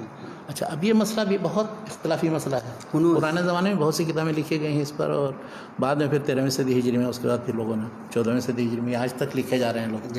تقلید حرام ہے کہ حلال ہے، اور جائز ہے ناجائز ہے، کن حدود کے اندر جائز ہے، کنوں کے لیے جائز ہے، کنوں کے لیے نہیں جائز ہے، مذاہب اربعہ کا وجود وغیرہ. اس سے متعلق جو ایک اہم کتاب مولانا نذیر حسین مودودی دہلوی کی، وہ معیار الحق. تو معیار الحق 1283 ہجری میں پہلا ایڈیشن اس سے چھپا. اچھا، اس وقت سے لے کر کے اور آج تک اس پر بحث ہو رہی ہے، لیکن سب سے جامع اور مکمل کتاب اس موضوع پر وہی ہے، معیار الحق. ہاں، اس میں اتنے اقتباسات انہوں نے دیے ہیں، اتنے علماء کی کتابوں سے استفادہ کیا ہے، اور پھر اس کے بعد جن مسائل پر گفتگو کی گئی تھی ان پر اہل الحدیث کا کیا منہج ہے اس سے متعلق تحقیق ہے اس میں. تو کہنا یہ ہے کہ معیار الحق جب 1283 میں لکھی گئی تو اس کا جواب مولانا ارشاد حسین رامپوری صاحب نے دیا انتصار الحق کے نام سے. تو اب مولانا ابوالکلام آزاد کہتے ہیں کہ انتصار الحق اور وہ دونوں جو پڑھے تو پتہ چلا مجھے کہ انتصار الحق جو ہے وہ اس کے مقابلے میں وہ جواب نہیں ہے اس کا، جو اس میں معیار الحق میں جو سوالات اٹھائے گئے ہیں، جو اقتباسات دیے گئے ہیں.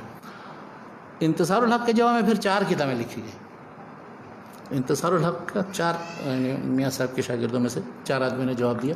تو اب یہ سارے مناظراتی جو چیزیں ہیں، یہ نہیں کہ یہ سب بیکار وہ پرانی چیزیں دیکھنا چاہیے، پڑھنا چاہیے، اور اس سے پھر استنباط کرنا چاہیے. اس میں بھی سب سے اہم معیار الحق ہے، تو معیار الحق کو دیکھنا چاہیے، اس کے رد کو دیکھنا چاہیے. اچھا، رد بھی جو چھپا تھا تو رد بھی چھپا تھا، اس کے حاشیے میں معیار الحق بھی چھپی ہوئی. اچھا انتصار الحق کے ساتھ معیار الحق کو بھی انہوں نے چھاپا. گریٹ, یہ تو بہت اچھا, یہ بڑی بات ہے. یہ تو کتاب کی دوسری خدمت ہوگی. عام طور پر لوگ رد کو نہیں چھاپتے ہیں جی بالکل, اور صرف بس وہ کتاب جو ہوتی ہے اس کو شائع کرتے ہیں, تو انہوں نے یہ کیا تھا. اور اس تو اب یہ ہے. اس کے بعد پھر بہت سی کتابیں لکھی گئی. معیار الحق کے بعد ایک کتاب اور لکھی گئی, وہ ہے الارشاد الی سبیل الرشاد. اچھا, وہ بھی اسی تقلید و اجتہاد کے موضوع پر ہے. اور پھر اس کے بعد جو لوگ تقلید کا انکار کرتے تھے اس زمانے میں, تو ان کے خلاف جو داروگیر شروع ہوئی ہے, جو رویہ اختیار کیا گیا, اس کی پوری داستان. تو یہ کتاب بھی بہت سنجیدہ علمی اسلوب میں. یہ مولانا ابو یحییٰ محمد شاہ جہاں پوری کی کتاب, اور وہ بھی بار بار چھپتی رہتی. ان کتابوں کو اگر آپ پڑھیں گے تو اس زمانے میں جو بہت سخت قسم کے جو فتوے دیے گئے تھے غیر مقلدوں کے خلاف, اب جیسے جامع الشواہد فی اخراج الوہابیین عن المساجد, یا اس طرح سے انتظام المساجد بے اخراج اہل الفتن والمفاسد, اور پھر اس کے جواب میں جو تحریریں انہوں نے لکھی مولانا عبداللہ غازی پوری کے ابراء اہل الحدیث والقرآن, ان سب کو اس زمانے کے پس منظر میں آپ پڑھیں گے تو سمجھ میں آئے گا کہ یہ کیا اس کا اثر ہوا تھا, اس کے رد میں کیا چیزیں آئیں, اور کیوں ان کو متہم کیا گیا, اس کے جواب میں پھر کیا کیا چیزیں آئیں, تاکہ صحیح صورت حل واضح. لیکن الحمدللہ پھر یہ ہوا کہ ان مناظراتی لٹریچر کی وجہ سے وہ ان مسائل سے متعلق بحث اب 14ویں سے اب اس وقت جا کر کے ابھی بھی کتابیں چھپتے رہتے ہیں ان موضوعات پر, لیکن وہ ان سے باہر نہیں جاتی. وہ ساری چیزیں لگ بھگ وہی چیزیں ہیں, کسی نہ کسی شکل وہی دلائل ہیں, وہی ساری باتیں, وہی چیزیں جن کا 20ویں مرتبہ جواب دے دیا گیا ہوگا, اس پر بحث ہو چکی ہوگی. وہی پرانی شراب کو ہی نئے بوتل میں پیش کرتے ہیں لوگ عام طور پہ. تو یہ تو موضوعات تھے, موضوعات ہیں یا مناظرات. اس پر پڑھنا تو ہر مسئلے پر بات, ہر فقہی مسئلے سے متعلق, اور رفع الیدین سے متعلق, امن بالجہر سے متعلق, وغیرہ وغیرہ. اس طرح سے اب بدعات سے متعلق سے قرآن خوانی کا مسئلہ ہے, وغیرہ بہت سے مسائل تھے. لیکن ان سب کو بھی میں دیکھتا ہوں کہ کس نے کس موضوع پر کب کیا لکھا ہے. نہیں, جو محققانہ نظر رکھتے ہیں ان کو تو بالکل دیکھنا بھی چاہیے, اور اس کا اور سنجیدگی کے ساتھ جائزہ لینا چاہیے. نہیں کہ کسی جگہ طرفداری کے آپ مثلا کسی مکتب فکر سے وابستہ ہیں اور حقائق کو توڑ موڑ کر پیش کریں. مثلا کریڈٹ لینے کے چکر میں کہ ہم نے پہلے رد کیا کہ فلاں نے پہلے رد کیا, قادیانیت کے مقابلے میں کون کھڑا ہوا, تو اس کا بھی تاریخی طور پر جائزہ لینا چاہیے. سب سے پہلے کس نے شائع کی کوئی چیز, اس کے بعد کس نے, اس کے بعد کس نے. اس میں پھر یہ ہے کہ کوششوں کا اعتراف بھی ہونا چاہیے. ظاہر ہے کہ اگر ملت کے مختلف دھارے ہیں اور وہ تمام دھارے ایک دخیل دھارا کے خلاف کوشش کر رہے تھے, تو تمام دھاروں کی جو بھی حیثیت رہی ہے, جو بھی ایک بہت بڑا فتنہ تھا انکار حدیث کا. بالکل, اب انکار حدیث کا فتنہ کیسے شروع ہوا, اور اس پر تو خیر گفتگو ہو چکی ہے. یہ تو شیخ مطلب دینی موضوعات ہیں, جب جس کو لے کر کے ہمارے دینی طبقے کی یہ روش رہتی ہے, یعنی کہ جو ملی موضوعات رہے ہمارے یہاں, جو مثال کے طور پر جدوجہد آزادی میں مسلمانوں کا جو کردار ہے, تو آپ اگر اہل حدیثوں کو پڑھیں تو ایسا لگے گا کہ سارا مطلب کریڈٹ اہل حدیثوں کو جاتا ہے. آپ احناف کو پڑھ لیں تو ایسا لگے گا کہ سب کچھ یہی کر رہے تھے, اہل حدیثوں کا کوئی کردار نہیں تھا. اور اگر ہم بریلوی بھائیوں کو پڑھ لیں تو لگا بقیہ تو مطلب ان کو کوئی مطلب ہی نہیں تھا, یہ سب تو انگریزوں کی پڑھے تو مسلمانوں پھر ان کو پڑھتے. یہ مطلب دراصل یہ کیا ہے, عجیب و غریب قسم کا تعصب ہے, اور ظاہر ہے کہ اس کے لیے علم و فکر کی دنیا میں جگہ نہیں ہے. یہ انتہائی درجے میں افسوسناک بھی ہے. اس لیے جو لوگ سمجھدار ہیں, بلکہ ہمیں تو کبھی کبھی اچھا لگتا ہے کہ وہ لوگ جن بیچاروں کو مطلب ہندو مسلمان اور سکھ عیسائی اور کیا کہتے ہیں دیوبندی بریلی ہونے سے مطلب نہیں تھا, انہوں نے جب تاریخ کی چیزیں لکھی تو وہ شکلیں بھی سامنے آئیں کہ ہاں بھائی یہ لوگ بیچارے سب تھے جو کام کر رہے تھے مختلف شکلوں پہ. تو جو یہ جائزے ہیں ان کو اگر ہم تمام دھاروں کو دیکھیں. مثالیں میں نے دی صرف مناظراتی لٹریچر کی, لیکن ان مناظراتی لٹریچر سے بھی فائدہ اٹھایا جا سکتا ہے, یہ کہنے کا نہیں بالکل. اور مطلب اور اب الحمدللہ یہ ہوا ہے کہ بہت سی کتابیں جن لوگوں نے نہیں دیکھی ہوں گی, وہ بہت سی PDF فائلیں جو ہیں اب محفوظ ہیں, ڈاؤن لوڈ کر لیجئے کہیں کسی ویب سائٹ سے. تو یہ ایک فائدہ ہے موجود. بہت سی کتابیں ہم نے بھی اسی صورت میں دیکھی. جی بالکل. اور بہت سے حوالے مطلوب تھے, ہمارے بہت سے بھائیوں نے اس سلسلے میں مدد کی. وہ پرانی کتابیں جتنی چھپی ہوئی تھی وہ سب مہیا کر دیں یا اس کے اقتباسات مہیا کر دیں. تو یہ ایک فائدہ ہے. لیکن یہ ہے کہ جیسا میں نے لمحات کے مقدمے میں لکھا ہے کہ ان جو اختلافی مسائل یا مناظراتی مسائل میں اگر مقصد یہ ہو منافرت پھیلانا, آپس میں لڑنا بھڑنا, تو یہ تو محمود نہیں, انتہائی ضرورت. یہ تحقیق کے نام پر مطلب لوگوں کو دھوکہ دینا. اور لیکن اگر مقصد یہ ہو کہ مسائل کی حقیقت واضح کی جائے, اس کو اس کی ابتدا سے لے کے اب تک کی صورتحال وہ سمجھی جائے, اور اس وقت کیا رویہ ہونا چاہیے ہمارا, تو اس کے لیے مناظراتی لٹریچر بہت اہم ہے. اور اسی سے بلکہ بہت سی صورتیں واضح ہیں. بلکہ یہ ہے کہ صرف ایک فریق کی چیز نہ پڑھی جائے, جو دوسرے فریق نے لکھی ہے اس کو پڑھے, تو آپ کو ہمیں یہ بھی سمجھ میں آتا ہے کہ نہیں وہ جو انکار کر رہے ہیں یا ان کا جو موقف ہے اس موقف میں بھی دلائل ہیں, کمزور ہوں یا نہ ہوں یا جو بھی ہوں, بہرحال ان کے سوچنے کا اپنا زاویہ ہے, اس زاویے کے پیچھے ان کے اپنے دلائل ہیں, ان کی اپنی فکر ہے, سوچ ہے. تو یہ تب ممکن ہو پاتا ہے جب ہم جس طرف سے جو چیز آ رہی ہے اس کو دیکھتے ہوں تو یہ ایک اچھی چیز ہو سکتی ہے. شیخ ہم لوگ یہ عقائد اور جو فقہی دینی موضوعات تھے ان سے تھوڑا سا نکلیں تو جیسے علم و ادب کی جو تحریکیں رہی ہیں اور جو سماجی جو موضوعات ہو سکتے ہیں ان پہ جو چیزیں لکھی گئی ہیں, اصلاحی نوعیت کی ہو تب یا علمی فکری نوعیت کی ہو تب, اس طرح کی کتابوں میں کس اگر مذہبی کتابوں کو سے ہم ہٹ کر کے یا عام جو خالص مسئلے میں مذہبی مسائل وغیرہ سے متعلق, تو بہت سی کتابیں جو مصلحین مفکرین مجددین نے لکھا, بہت سے تو تجدد یا تجدید کا دعویٰ کرتے ہیں, ہے نہیں مجدد, لیکن جن لوگوں نے جیسے بعض مسائل سے متعلق یا بعض موضوعات سے متعلق رہنمائی کی ہے. اب جیسے ایک مثال ہے عبید اللہ سندھی, تو عبید اللہ سندھی کی کتاب ہے شاہ ولی اللہ اور ان کا فلسفہ. تو انہوں نے شاہ ولی اللہ کی کتابوں کے, وہ ماہر تھے وہ, تو انہوں نے ان میں سے کشید کر کے اور کچھ اپنے فکر ڈال کر کے شاہ ولی اللہ کا فکر و فلسفہ کیا تھا وہ انہوں نے قرآن کے تعلق سے, حدیث کے تعلق سے, اس طرح سے فقہ کے تعلق سے, اجتہاد کے تعلق سے, اس طرح سے عقائد کے مسائل میں اور تصوف کے بارے میں, تو وہ انہوں نے بہت ملخص انداز ہے. سب سے پہلے یہ مضمون چھپا تھا الفرقان کے شاہ ولی اللہ نمبر میں 1939 میں یہ چھپا تھا. بعد میں پھر اس میں اضافہ کر کے اور اس کی تصحیح کر کے الگ سے کتابی شکل میں چھپا. تو اس کو سید سلمان ندوی نے پڑھا تھا, پڑھ کر کے کہا واقعی یہ نہیں, یہ پڑھ کے اندازہ ہوتا ہے کہ یہ شخص جو ہے مطلب غور و فکر کر کے بہت سی ایسی جہتیں انہوں نے بیان کی ہیں کہ جو ان کے ذہن میں بھی نہیں تھی, اور جو شخص بھی اس کو پڑھے گا. اچھا اس میں بعض ایسے افکار ہیں کہ آپ تم چونک پڑھیں گے کہ یہ کیا ہے. اب اس میں مثلا وحدت الوجود اور وحدت الشہود میں جو تطبیق دی ہے, وحدت الوجود کا جو مفہوم بیان کرنے کی کوشش کی ہے, صوفیہ کیا چیز ہے نہیں ہے, اور اسی پر مبنی قرار دیا ہے, تو وہ آپ حیران رہ جائیں گے. اسی طرح سے ان کی ایک تحریر مجھے یاد آتی ہے, وہ مشاہیر اہل علم کے محسن کتابیں میں ہے. انہوں نے کہا کہ شاہ ولی اللہ کی ساری کتابیں پڑھنے کے لیے اور اس کو سمجھنے کے لیے شاہ اسماعیل شہید کی ابقات پڑھنا ضروری ہے. بغیر ابقات کی وہ چیزیں سمجھ میں نہیں آئیں. اچھا ابقات سے ہم دور بھاگتے ہیں, ہم پڑھتے نہیں ہیں ان کو, اور وہ عربی میں ہے اور فلسفہ اور تصوف کے مسائل پر مبنی ہے, لیکن بہت گہری بات ہے. اب جنوں کا ذوق وہ تصوف اور فلسفیانہ تصوف, اس کو پڑھنے کا ذوق ہے, وہ پڑھ سکتے ہیں, اس کو استفادہ کر سکتے ہیں. لیکن اب جن کا ذوق نہیں ہے ظاہر وہ نہیں پڑھیں گے, مگر ان کو پڑھنا اور ان سے استفادہ. اس طرح سے مولانا مناظر حسن گیلانی, ان کی کتاب ہے الدین القیم, تو ہمیں وہ تنزیل صاحب نے مجھے ایک نسخہ بھیجا. اچھا وہ میں نے پڑھا, اور دوسری چیزیں تو ٹھیک ہیں قابل قبول ہے, لیکن اب اس میں بھی وہی وحدت الوجود اور اس کو جو سمجھانے کی کوشش کی ہے, وہ کسی طرح یہ دکھانے کی کوشش کرتے کہ اسلام میں ہے اس کی گنجائش, اور ہم لوگوں کا ذہن اس طرح بن چکا ہے کہ وہ وحدت الوجود کا سرے سے اسلام سے ہی کوئی تعلق نہیں. لیکن انہوں نے ہمارا ذہن بن چکا ہے, یا سچ بھی یہی ہے کہ واقعتاً اس کے لیے گنجائش نہیں. ظاہر ہے, یہ آپ کی رائے ہو سکتی ہے کہ آپ مثلا اس کے بالکل دشمن ہیں, دوسرے کی رائے ہو سکتی ہے کہ نہیں میرا مطلب کفر نہیں ہے وہ. نہیں میرا مطلب یہ ہے کہ آپ کا ذاتی موقف اس سلسلے میں ہمارا ذہن بن چکا ہے یا قرآن و سنت میں واقعتاً. اگر ذاتی موقف مجھ سے پوچھتے ہیں تو میں وحدت الوجود کے قائلین کے کافر ہونے کا قائل نہیں, تکفیر کا قائل نہیں. میں ابن تیمیہ کا بڑا معتقد ہوں. ابن تیمیہ ابن عربی کو کہتے ہیں کہ وہ کافر تھے. تو وہ نہیں کہہ رہا. وحدت الوجود کے قائلین مومن ہیں یا کافر, کیا کہیں گے آپ؟ نہیں میں اس کی بات نہیں کر رہا. ایمان و کفر کی بات ہے یہ. نہیں میں اس کی بات نہیں کر رہا ہوں. میں یہ کہہ رہا ہوں کہ وحدت الوجود بحیثیت ایک عقیدے کے فلسفے کے ہے نا, اسلامی اعتبار سے کیا وہ اسلامی ہے؟ یہ دخیل ہے, یہ باہر سے آیا, بات ختم ہے. لیکن کیا مطلب یہ کہ اس پر بحث کی گنجائش اسلام کے اندر ہے کہ نہیں ہے, اور اس کو کسی طرح سے بہت سی ایسی فلسفہ یونان کی بہت سی چیزیں لی گئی ہیں, تو کیا یہ کفر و ایمان کا مسئلہ بن جاتا ہے؟ یہ میں کہنا چاہتا ہوں. تو اس پہ مباحثہ ہو سکتا ہے. اب جو ہے جیسے ابن عربی کو وحدت الوجود کے قائل ہونے کی وجہ سے اس کے سلسلے میں 3 موقف علماء ہیں. ایک تو جو بالکل پکا ولی اللہ موحد اور پتہ نہیں کیا کیا سمجھتے ہیں, اصلی توحید کے وہی قائل ہے, وہ مولانا علامہ جلال الدین سیوطی وغیرہ اس کے قائل ہے اس میں. دوسرے جو بالکل ہی کافر قرار دیتے ہیں, علامہ بقائی ہوئے, امام ابن تیمیہ وغیرہ اور دوسرے لوگ کتابیں لکھی.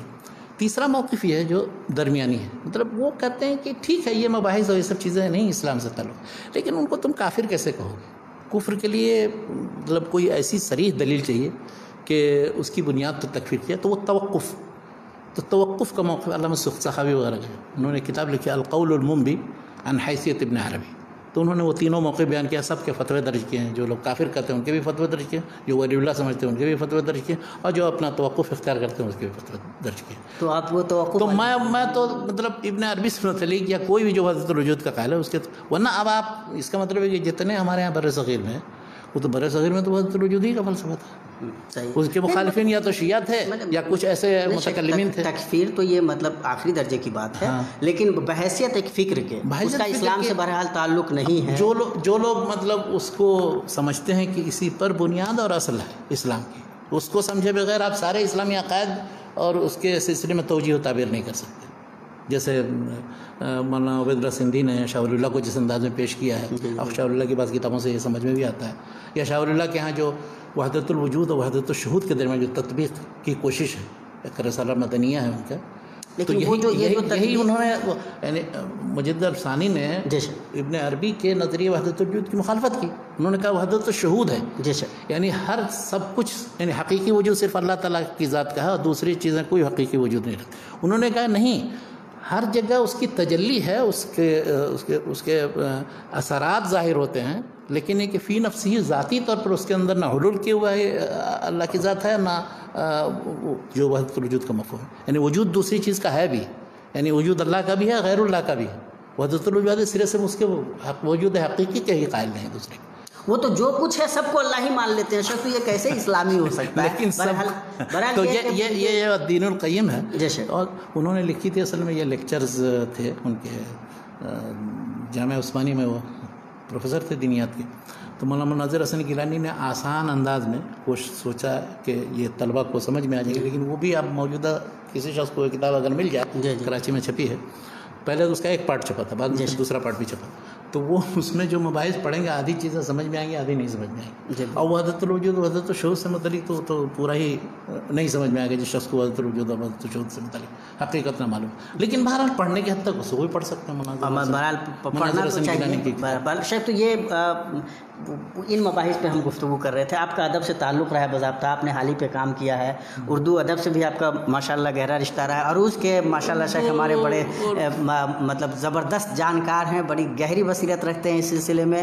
شعر کو پرکھنے کی صلاحیت عام طور پہ بہت آسان نہیں ہوتی، تو وہ صلاحیت سے شیخ ہمارے مالا مال ہیں. اور خاص طور سے جو فنی نزاکتیں ہیں شاعری کی، ان سے بھی شیخ واقف ہیں. تو وہ میں یہ جاننا چاہ رہا تھا کہ خاص ادب کے حوالے سے جب ہم گفتگو کرتے ہیں، شاعری ہے، ڈرامہ ہے، مطلب کیا کہتے ہیں افسانے ہیں، ناول ہے، اور مطلب تنقید ہے، اس سے متعلق ادب سے متعلق جو مباحث ہیں اس سلسلے میں آپ کیا رہنمائی کریں؟ میں چاہتا ہوں کہ اگر کوئی شخص بھی اردو ادب کو پڑھنا چاہتا تھا، اس میں بھی شعر کا حصہ بھی ہے، نثر کا بھی حصہ ہے، تو زیادہ سے زیادہ وہ نثر کو پڑھے، نثر میں وہ استفادہ کرے گا. اور نثر کے متعلق میں چیزیں بتاتا ہوں کہ کیا کیا چیزیں میں نے پڑھی ہیں اور میں نے استفادہ کیا. شعر میں تو میں تو کلاسیکل شاعری کا قائل ہوں، صاف بات.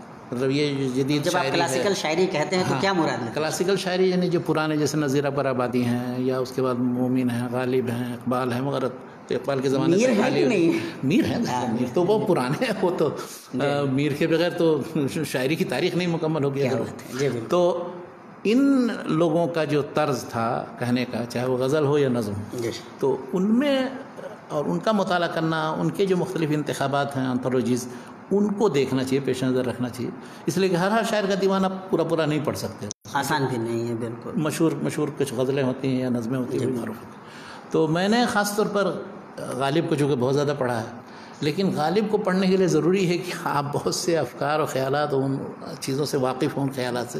تو بہت سے دوسرے شاعروں کو جب پڑھ لیں اس کے بعد غالب کو پڑھ سکتے ہیں، سمجھ سکتے ہیں. اچھا، اسی طرح سے اسی کے مقابلے میں علامہ اقبال ہیں. علامہ اقبال نے بھی شاعری کی ہے. تو علامہ اقبال کی شاعری چونکہ مقصدیت والی شاعری تھی، اور غالب کی طرف سے صرف غزل گو نہیں تھے، وہ کہ غزل بھی کہتے تھے، اور دوسرے بہت سے ان کی جو مشہور نظمیں ہیں، تو ان کی شاعری کو بھی سمجھنے کے لیے. لیکن چونکہ ان سب لوگوں نے اس زمانے میں فارسی کا بڑا اثر تھا، تو جب تک کہ وہ فارسی کی ترکیب میں، فارسی کی وہ تلمیحات اور وہ اشارات آپ نہیں سمجھیں گے، اس وقت تک ان دونوں کو نہیں پڑھ سکتے. لیکن بہرحال غالب اور اقبال کو جو شخص نے نہیں پڑھا ہے، تو اردو میں اس نے کیا پڑھا ہے پھر؟ کیا بات؟ یعنی اردو شاعری میں ان دونوں کو تو سمجھیے کہ ضروری ہے پڑھنا. اب موجودہ دور کے تک آپ چاہیے، بعد میں ترقی پسند تحریک ہے یا جدیدیت والی تحریک ہے، اس سے آپ بالکل ناواقف بھی ہوں. اور میں تو یقیناً ناواقف، میں 40 سال سے یہاں ہوں، تو جتنی یہ جدید لہریں ہیں وہ سب میں اس سے واقف نہیں ہوں، اور ان کتابوں سے بہت زیادہ کوئی مناسبت بھی نہیں مجھے.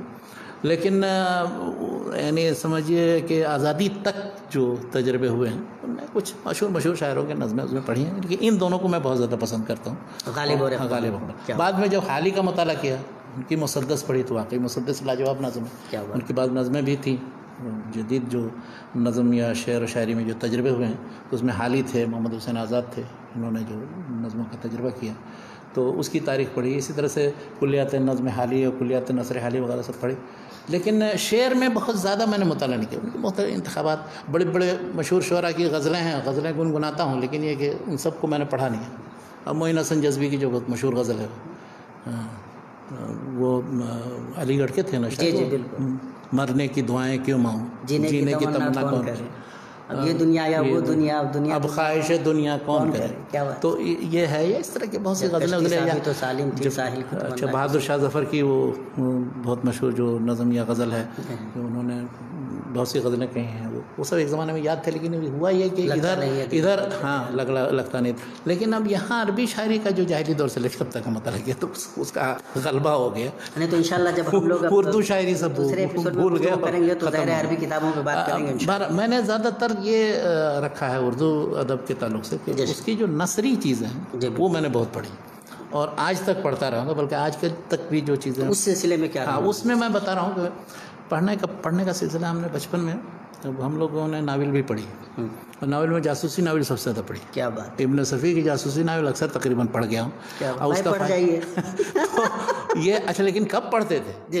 جب چھٹی ہوتی تھی، یہ نہیں کہ مدرسے کے اوقات میں اور وہاں چھٹی ہوتی تھی، گھر جاتے تھے تو گرمی کی چھٹی میں یا تو آم کا زمانہ بیکاری ہی سمجھتے تھے، بس اس کو ایسے ہی پڑھ رہا ہے. یعنی ہر چھٹی میں جا کر 15 20 25 30 ناول پڑھنا ضروری تھا. بعد میں نے دیکھا کہ وہ مولانا ڈاکٹر یاسین مظہر صدیقی صاحب علی گڑھ میں تھے، گیا ان کے گھر ایک دن، دیکھا وہ سارے جتنے ناول ہیں ابن صفی کے، جو عارف اقبال صاحب نے سب چھاپ دیے ہیں دلی میں لے کر کے، عمران سیریز پورا، وہ سب رکھے.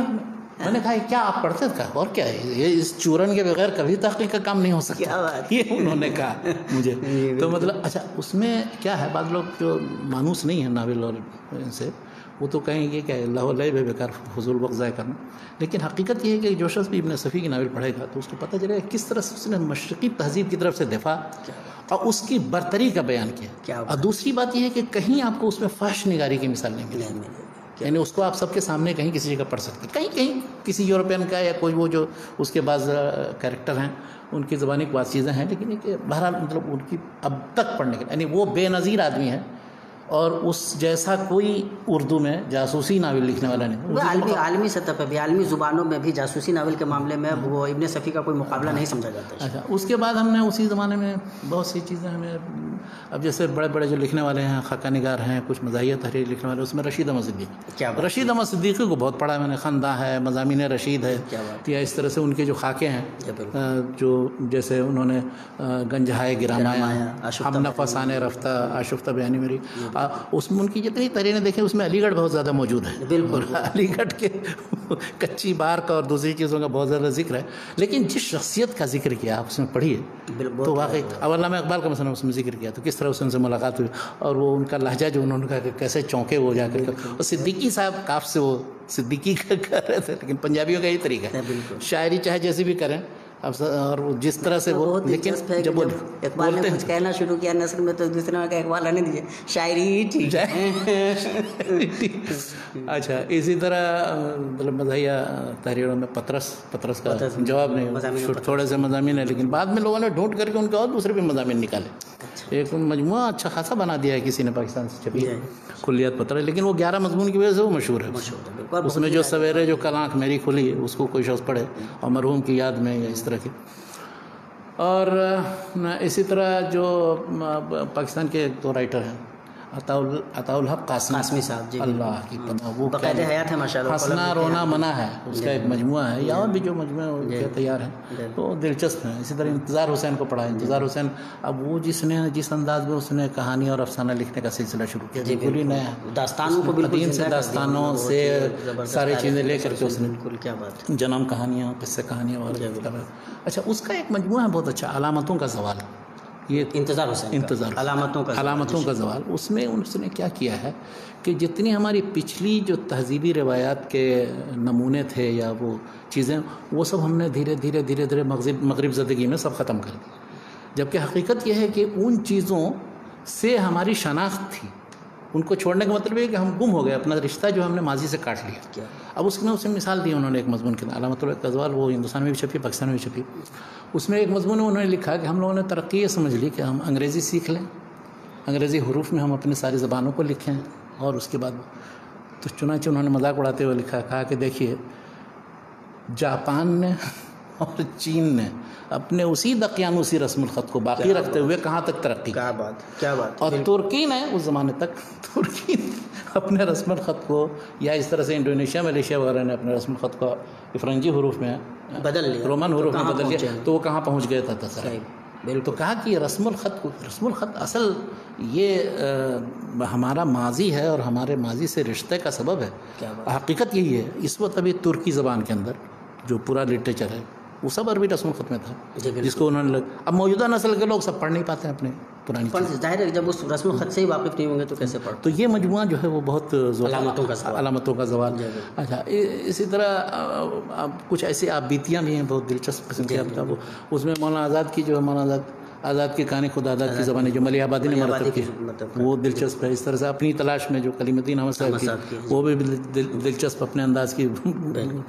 بلکہ آپ بیتیوں کے بارے میں اگر پڑھنا ہو تو نقوش کا ایک آپ بیتی نمبر نکلا تھا، 2 ضخیم جلدوں نقوش کا، تو اس میں سب لوگوں کی آپ بیتیوں کو، بلکہ حتیٰ کہ جو بر صغیر کے نہیں ہیں باہر کے بھی ہیں، ان سب کا نقوش کا آپ بیتی نمبر وہ پڑھنا ہو تو بہت سے لوگوں کی آپ بیتیاں، بہت سے لوگوں کی آپ بیتیاں ہیں، بہت سے نہیں ہیں، لیکن جو آپ بیتیاں ہیں بہرحال جو دلچسپ قسم کی ہیں۔ اور سفرناموں میں ہم نے بہت پہلے وہ ایک تھے جو مزاحیہ نگار بھی تھے، بہت شاعر ہیں تو سنجیدہ ہیں، لیکن جب مزاحیہ نگاری کی ہے تو وہ اس میں سفرناموں میں کی، ابن انشا۔ تو ابن انشا کی دنیا گول ہے، آوارہ گرد کی ڈائری، چلتے ہو تو چین کو چلیے، یہ سب ہم لوگوں نے کئی بار پڑھا ہے، ماشاء اللہ اویلیبل ہے، آسانی اور اویلیبل ہے ساری چیزیں۔ ان کے کتاب اردو کی آخری کتاب، تو اس نے سارے وہ تلمیحات کو بدل کر کے دوسرے انداز میں لکھا ہے، لیکن بہرحال پڑھنے کے لائق ہے۔ اس نے ایک وہ جب جاپان پہنچتے ہیں تو ایک جگہ لکھا ہے، کہا کہ وہاں ہم گئے، ہمارے ساتھ ایک محقق وحید قریشی کون تھے، تو ہم تو بڑا خوش ہو رہے تھے کہ ماشاءاللہ اردو کی ساری کتابیں ہمارے یہاں اس لائبریری کے اندر ہے، جاپانی لوگ بڑی قدر کرتے ہیں اردو کی اور بہت پڑھتے ہیں، یہاں شعبہ بھی قائم ہے۔ ہم لوگ دیکھ کے خوش ہو رہے تھے۔ وہ وحید اختر صاحب یا کون تھے، یا وحید قریشی، انہوں نے کہا یہاں کوئی مخطوطہ یا قلبی کتاب بھی ہے، تو ان کے بارے میں انہوں نے تبصرہ یہ کیا ہے کہ یہ محققین ایسے لوگ ہیں کہ جب تک کتابوں میں دیمک نہ لگ جائے اور وہ قدیم نہ ہو جائے، پھٹے پرانے اوراق نہ، اس وقت تک یہ چھوتے نہیں ہیں، اس ان کو مزہ ہی نہیں آتا ہے۔ تو ہم لوگوں کا بھی وہی حال ہے، قدیم مخطوطہ کہیں رکھا ہوا کوئی جدید طبع ہوئی کتاب، تو اس مخطوطے کو ہم پہلے اٹھائیں گے، اس کو چیک کریں گے۔ تو ابن انشا ہے، اس طرح سے کرنل محمد خان ایک مصنف ہے، اس نے بسلامت روی، بجنگ آمد اور بسلامت روی، یہ دونوں اس کی بہت مشہور کتابیں ہیں، جس میں اس نے اپنے جنگ کی داستانیں اور کہاں کس سے کہاں، یہ اور بھی بہت ہیں، بے شمار لوگ ہیں۔ تو نثر پڑھیں اور نثر میں جو نئے نئے تجربے ہوئے ہیں ان سے استفادہ کریں، جنہوں نے خاکہ نگاری کی ہے، جنہوں نے مثلاً افسانے لکھے ہیں۔ افسانے تو میں نے زیادہ نہیں پڑھے، بہت کم لوگوں کے افسانے وہ، لیکن پڑھے ہیں تو بعض تب افسانے واقعی وہ جیسے وہ بہت بدنام قسم کا منٹو ہے، تو ٹھنڈا گوشت اور دوسری چیزیں پڑھی ہیں، لیکن اب میں مشورہ نہیں سب چیزوں کا دے رہا ہوں، یا آپ نے تو دوسری طرف مجھے ڈھکیل دیا، یہ منتخب کتابوں میں سے میرے نہیں ہے۔ نہیں، یہ ایسے منٹو کو پڑھنے میں کوئی قباحت نہیں ہے، سمجھداری سے پڑھ سکتے ہیں، یا اس کا وہ افسانہ جو کھول دو ہے، اور دوسرے بلکہ میری نظر میں تو منٹو پہ تھوڑا سا ظلم بھی ہوا۔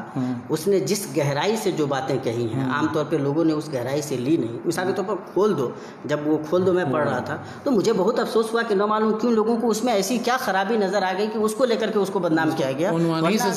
اگر وہ ایک باضمیر انسان ہو تو وہ تو آخر تک جاتے جاتے اس کا دل رونے لگے گا، وہ بے چین ہو جائے گا، بالکل ایسا مت۔ تو منٹو پہ کہیں نہ کہیں تھوڑا سا ظلم بھی ہوا ہے، سمجھداری سے منٹو کو بھی پڑھنے میں انشاءاللہ کوئی مسئلہ ہے، مگر یہ ہے کہ پہلے وہ چیزیں اب مثلاً بہت میری خواہش تھی کبھی کہ الف لیلہ پڑھ لوں عربی میں، لیکن جب اٹھاتا تو تھوڑا سا پڑھتا، اصل میں مزاج جب ایسا بن جاتا ہے کہ اب تحقیق کا کام کرے تو وہ سمجھ میں آتا ہے کہ یہ سب بالکل واہیات چیزیں ہیں، پڑھنے سے کیا فائدہ۔ اب کوئی وقت نہیں ہے پڑھنے کے لیے، لیکن کسی کو وقت ہو تو اب مثلاً 20-25 سال کا نوجوان ہو کوئی تو وہ سب پڑھ ڈالے۔ ہاں، یہ انتظار حسین جو یہ بنا ہے، انتظار حسین وہی الف لیلہ اور اس طرح کی چیزیں پڑھ کر کے بنا۔ ابھی ریسنٹلی شمس الرحمان فاروقی ہے، وہ داستان امیر حمزہ وفات ہو گئی۔ جی انا للہ و انا الیہ راجعون۔ شمس الرحمان فاروقی سے ملاقات کی داستان میں نے بیان کی۔ جی بالکل۔ اچھا، ان کے تنقیدی جو مجموعے ہیں یا ان کی کتابیں ہیں، ان میں وہ شعر، غیر شعر اور نثر، وہ میں نے پڑھی تھی جس زمانے میں چھپی تھی بنارس میں۔ کیا بات ہے، شعر، غیر شعر اور نثر، یعنی انہوں نے شعر اور نثر کے مقابلے میں غیر شعر بھی بنایا، جو شعر کے اسلوب میں تو ہے لیکن شعر نہیں۔ اچھا، اسی طرح شمس الرحمان فاروقی کا بحیثیت تنقید نگار کے ذکر کیا جاتا ہے، لیکن وہ جس کے بہت ایک عقیدت مند تھے، ان کی بات سے چیزیں جب میں نے پڑھی تو مطلب وہ شمس الرحمن فاروقی کیا دوسرے جتنے تنقید نگار ہیں یہ سب احتشام حسین سب پیچھے دوسرے نمبر پر، وہ ہیں حسن عسکری. اچھا حسن عسکری عجیب غریب آدمی تھا، مطلب وہ میرے خیال سے اردو تنقید نگاروں میں یا اردو کے ادیبوں میں بہت کم لوگ ایسے ہوں گے جنہوں نے فرانسیسی ادب کا اور تنقید کا اور شعر کا مطالعہ کیا. ان میں سے یہ ایک حسن عسکری. تو حسن عسکری کا ایک مجموعہ ہم نے کسی پرچے میں مضامین کا مجموعہ تھا جھلکیاں کے نام سے، وہ میں نے پڑھے. انہوں نے کہا یار یہ کیا ہے لکھنے والا، یہ تو مطلب بالکل دوسرے انداز میں. اچھا وہ سارے ترقی پسندوں کے سخت مخالف تھے اور جدید تجربہ کو درست سمجھتے تھے، لیکن وہ تاریخی تناظر میں ماضی سے رشتہ جڑا ہوا. کیا بات. اچھا بلکہ انہوں نے آخر زندگی میں کتاب لکھی، وہ مذہبی لوگوں کو بھی پڑھنے چاہیے، بلکہ اس کا مطالبہ ہی کیا تھا مولانا مفتی محمد شفیع صاحب نے. کہا تھا کہ یہ کتاب ایسی لکھ دیجیے جس میں مغربی فکر کی جتنی گمراہیاں ہوں وہ سب اس میں جمع کر دیجیے، آپ بتا دیجیے. اس لیے بیچارے معطوف ہو گئے جو ادبی گروہ ہے. ہاں جی. تو انہوں نے ایک کتاب لکھی جدیدیت کے نام سے، مغربی گمراہیوں کی فہرست. اچھا وہ ہر شخص کو پڑھنا چاہیے. کیا بات ہے، بہت اسٹرانگلی شیخ ریکمینڈ کرتے ہیں. لیکن اس میں اب یہ ہے کہ بعض چیزیں اس میں مجھے عجیب غریب لگی. میں نے ان کا پورا مجموعہ منگوایا. جی ہو گیا وقت شاید. جی کہاں اس طرح سے ہم تو بات کر سکتے ہیں. تو اس کو میں نے پڑھا تو اچھا بات چیزیں بہت اچھی ہیں اس میں، انہوں نے فکری گمراہی بتائی، لیکن مجھے سمجھ میں آیا پھر بعد میں انہوں نے وہ باتیں کیوں لکھی. اب مثلا وہ کیا ہے، جتنا ہمارا قدیم ورثہ ہے معقولات کا، منطق فلسفہ وغیرہ کا، اور اس سلسلے میں جو پرانے علوم فنون اور یونان فکر سے جو استفادہ ہے اس پر جو ہم چلے آ رہے ہیں، اس کا انہوں نے دفاع کیا. انہوں نے کہا کہ نہیں یہ چیزیں ہیں، ضروری ہے ان سب چیزوں کو چھوڑ کر کے ہم موجودہ دور کے صرف سائنس اور ٹیکنالوجی سے استفادہ کریں گے تو ہم ماضی سے کٹ جائیں گے. یعنی ان کا جو اپنا تصور ہوا یہ کہ اصل میں آخر عمر میں وہ تصوف کی طرف آ گئے، مائل ہو گئے، بالکل صوفی ہو گئے تھے. اور ایک بہت بڑا ایک مفکر ہے رینے گینو، تو رینے گینو سے بہت متاثر ہونے کے نتیجے میں بالکل ان کا نظریہ حیات، نظریہ تنقید سب کچھ بدل گیا. وہ بالکل تصوف کے اس میں چلے گئے. اچھا اس طرح کے کئی لوگ ہیں عمر کے آخری حصے میں جا کر کے لوگ. ہاں وہ بالکل اب جیسے سیشن ندوی ہو گئے اور بھی دوسرے بہت سے، ان کو یہ چیز سمجھ میں آتی ہے کہ ہم نے گویا پوری زندگی ہم نے ضائع کر دی. یہ کیا ہے، کچھ نہیں، آخرت کی فکر کرو اور ان چیزوں پر توجہ دو.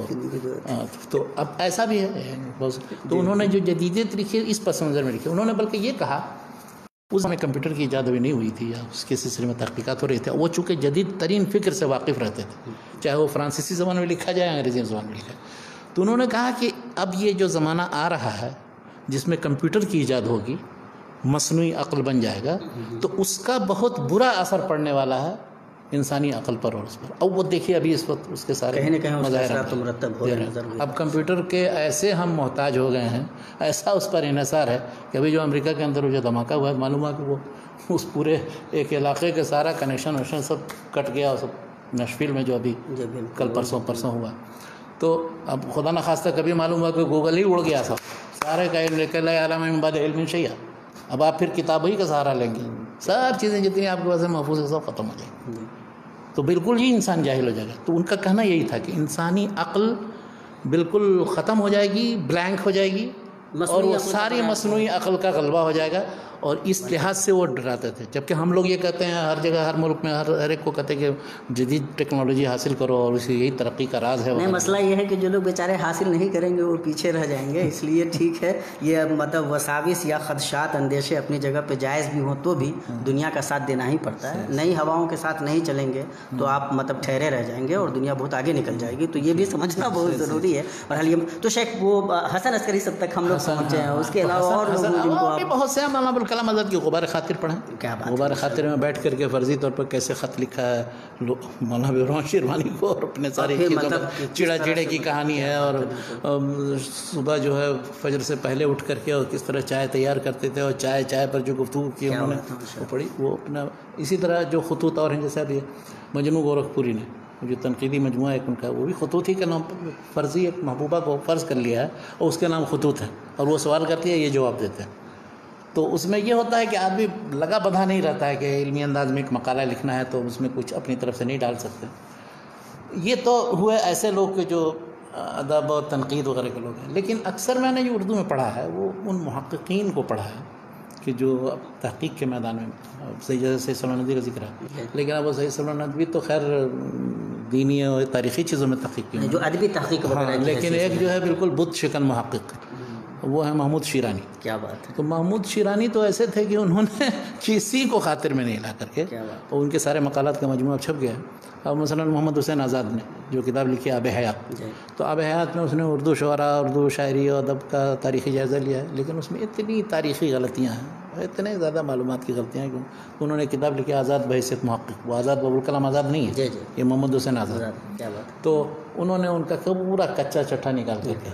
اسی طرح سے علامہ اقبال، علامہ شبلی نعمانی کی شعر العجم فارسی تاریخ، شاعری کی تاریخ. تو اب انہوں نے وہ تنقید شعر العجم کے نام سے ایک اچھی خاصی موٹی سی کتاب لکھ ڈالی. تو کسی کو تنقید کے ساتھ ساتھ تحقیق کا بھی جذبہ ہو تو وہ شیرانی اور شیرانی کے مقالات سے ہو. اس طرح کے چوٹی کے 4-5 محققین تھے، یہ ہیں. دوسرے قاضی عبدالودود ہیں، قاضی عبدالودود سے تو ملاقات بھی ہوئی تھی پٹنہ میں، خدا بخشٹہ. تو وہ بھی اسی طرح سے اردو و فارسی ادبیات اور شعر وغیرہ کے میدان میں. اچھا، حالانکہ خود ملحد ٹائپ کے آدمی تھے کوئی، مگر بس جو شخص جس میدان میں اتر جاتا ہے اس میں. ایک تھے اور عبدالستار صدیقی لسانیات کے میدان میں بہت سی زبانیں جانتے تھے، عبرانی جانتے تھے اور دوسری جرمنی سے انہوں نے PhD کی تھی، اور ان کے مقالات کا جو 2 جلدوں میں بھی چھپا ہے. ایک جلد چھپی تھی لکھنؤ میں، بعد میں پھر دوسری جلد چھپی ہے پاکستان میں. تو یہ اس طرح کے جو محققین. اچھا، اسی طرح اسلامیات کے فیلڈ میں یا عربی زبان کے فیلڈ میں جیسے علامہ عبدالعزیز میمن یا معصومی صاحب، ابو محفوظ الکریم معصومی، یا اسی طرح سے مالک رام، ان کو بھی محقق سمجھا جا سکتا ہے. انہوں نے بہت سی کتابوں کی تدوین اور تحقیق کا بھی کام کیا، وہ ہیں. یا رشید حسن خان، جنہوں نے اردو املا اور دوسری بہت سی کتابیں ایڈٹ کی ہیں، تو وہ بھی. مگر ان لوگوں کی کتاب اگر محقق بننا ہے تو تحقیق کیسے کی جائے کیا. ایک تھے اور تنویر احمد علوی، تو انہوں نے کئی لوگوں کے دیوان بھی مرتب کیے انہوں نے، بلکہ ترتیب و تدوین متن سے متعلق، تحقیق کے متن سے متعلق کتاب بھی ان کی ابتدائی کتابوں میں سے، جو آج سے 50 سال ہو گئے. بلکہ میری ملاقات بھی دلی میں ان سے، تنویر احمد علوی سے ہوئی. تو ان کے سارے مرتب دیوان جو ہیں مجلس ترقی ادب لاہور نے چھاپے. تو اس طرح کے جو محققین ہیں ان کو پڑھنے کا فائدہ. ایک تھے ڈاکٹر نذیر احمد، وہ بھی فارسی کے آدمی تھے، علی گڑھ میں تھے، اور بہت سے فارسی شعراء اور اسی طرح سے فارسی تذکرہ نگاروں، ان سب پر بہت لکھا. ان کے مقالات اگر جمع کیے جائیں 10-12 جلد. جو مشہور محققین ہیں شیخ، ان کی کتابوں کو ریکمینڈ کرتے ہیں. اس میں ایک نام چھوٹ رہا ہے جو تینوں میدان میں ہیں، عربی، فارسی، اردو تینوں میں، اور اسلامیات کے میدان میں، وہ ہیں امتیاز علی عرشی صاحب. عرشی صاحب میمن صاحب کے شاگرد تھے. اچھا، کیا بات ہے. اور پٹھان تھے، وہ وہاں پشاور میں پڑھا تھا انہوں نے، ابتدائی شاگردوں میں سے. اسلامیہ کالج پشاور میں ان سے پڑھا، ابتدائی شاگردوں میں سے. تو انہوں نے عجیب طرح کی ہر میدان میں تحقیق کی. انہوں نے غالبیات کے بھی ماہر تھے.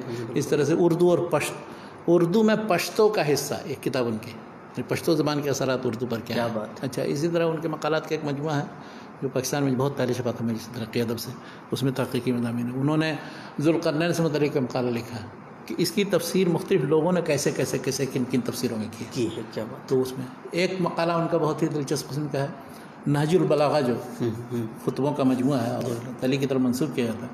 تو اب وہ اکثر تو سب گڑھا ہوا ہے، اور لوگ یہ سمجھتے ہیں کہ پورا کا پورا ہی گڑھا ہوا ہے، شریف رضی نے گڑھ دیا. لیکن انہوں نے یہ دکھایا ہے کہ نہج البلاغہ کے اندر جو موجود خطبے ہیں حضرت علی کی طرف منسوب، ان میں سے بہت سے پچھلے ماخذ کے اندر ہیں، یعنی 5ویں صدی سے پہلے کے ماخذ میں بھی موجود ہیں، اور انہوں نے پھر وہ چیک کر کے انہوں نے دکھایا. تو وہ مطلب عربی کے میدان کے بھی تھے، کئی عربی کے دیوان بھی ایڈٹ کیے ہیں کئی شعراء کے، فارسی کے بھی تھے، اردو کے بھی تھے، اور جس میں جو ان کو سمجھ میں آتا تھا وہ لکھتے تھے. پوری زندگی وہاں رضا لائبریری رامپور میں تھے، اور وہیں تو امتیاز علی عرشی صاحب کی جو کتابیں ہیں ان سے تو یہ ہیں معصومی صاحب، یہ میمن صاحب، اس طرح سے علامہ محمد صورتی صاحب تھے. ان محققین کی تحریر پڑھنے کا فائدہ یہ ہوتا ہے کہ پھر وہ جو گڑبڑیاں جن لوگوں نے کی ہے، یا کہ کسی شخص کی ہیبت آپ کے اوپر نہیں طاری ہوگی. کوئی بڑا سے بڑا شخص ہو، غلط وہ کہہ سکتا ہے. غلط کیوں کہا ہے؟ اس لیے کہ اس نے اس حقیقت کے خلاف کہا ہے، اس دلیل کے خلاف کہا ہے، اس حوالے، یا یہ چیز اس کے پیش نظر نہیں رہی تھی. تو یہ مطلب کیا کہتے ہیں، یہ کتابیں ہمیں یہ حوصلہ بھی دیتی ہیں، اس شعور سے بھی نوازتی ہیں. ہم شیخ کے بے انتہا شکر گزار ہیں. ہمارا آج کا وقت جو اردو زبان میں لکھی گئی کتابوں سے متعلق ہماری گفتگو کی، بس کہاں سمندر سے ملے پیاسے کو شبنم، بخیلی ہے یا رزاقی نہیں. تو بڑا تگڑا ہے وہ آخر والا اقبال، اس کی وجہ سے معطوف بھی سمجھے جاتے ہیں. خیر بہرحال آج کا ایپیسوڈ ہم انشاءاللہ آئندہ عربی زبان میں لکھی گئی کتابوں سے متعلق شیخ کو ہم زحمت دیں گے، پھر انشاءاللہ انگلش زبان میں لکھی گئی کتابوں سے متعلق بھی شیخ کو زحمت دیں گے. شیخ کا مطالعہ الحمدللہ کافی وسیع ہے اور نظر کافی الحمدللہ چاروں طرف شیخ دیکھتے رہتے ہیں، اور ہمیں اندازہ، ہمارے دوستوں کو بھی جو ہمارے ناظرین ہیں ان کو بھی اندازہ ہو رہا ہوگا کہ زبان اور کیا کہتے ہیں فکر، علم، فقہ، دین اور عقائد، ان ساری چیزوں کو ملا کر کے ایک شخص جو آپ کے سامنے مطلب وہ دریا کو کوزہ میں بند کرنے کی کوشش ہو رہی ہے، وہ چیزیں ہم پیش کرنے کی کوشش کر رہے ہیں. اللہ تعالیٰ شیخ کو بہتر بدلہ دے، جن سے ہم طلبہ اگر استفادہ کرنا چاہیں تو انشاءاللہ ہمارے جو آفاق ہیں وہ بھی وسیع ہو سکتے ہیں، ہم بھی انشاءاللہ اپنے آپ کو بنانے کا کام کر سکتے ہیں. تو ہم گزارش کریں گے کہ جن کتابوں کی طرف اشارے ہوئے ہیں، جن مصنفین کا ذکر آیا ہے اور یہ کہا گیا کہ ان کی کتابوں سے استفادہ کیا جا سکتا ہے، تو ان کی اہمیت کو ہم سمجھیں، استفادہ کریں، ویڈیو کو زیادہ سے زیادہ شیئر کریں، لوگوں تک پہنچائیں، نیکی میں اپنا حصہ بنائیں. انہی چند کلمات کے ساتھ اور شیخ کے لیے یہ دعا کرتے ہوئے کہ اللہ تعالیٰ صحت عافیت کے ساتھ شیخ کا سایہ تادیر ہم پر قائم رکھے تاکہ ہم شیخ سے استفادہ کر سکیں. آپ تمام کے شکریہ کے ساتھ مجلس کے اختتام کا اعلان کرتے ہیں. السلام علیکم ورحمۃ اللہ وبرکاتہ.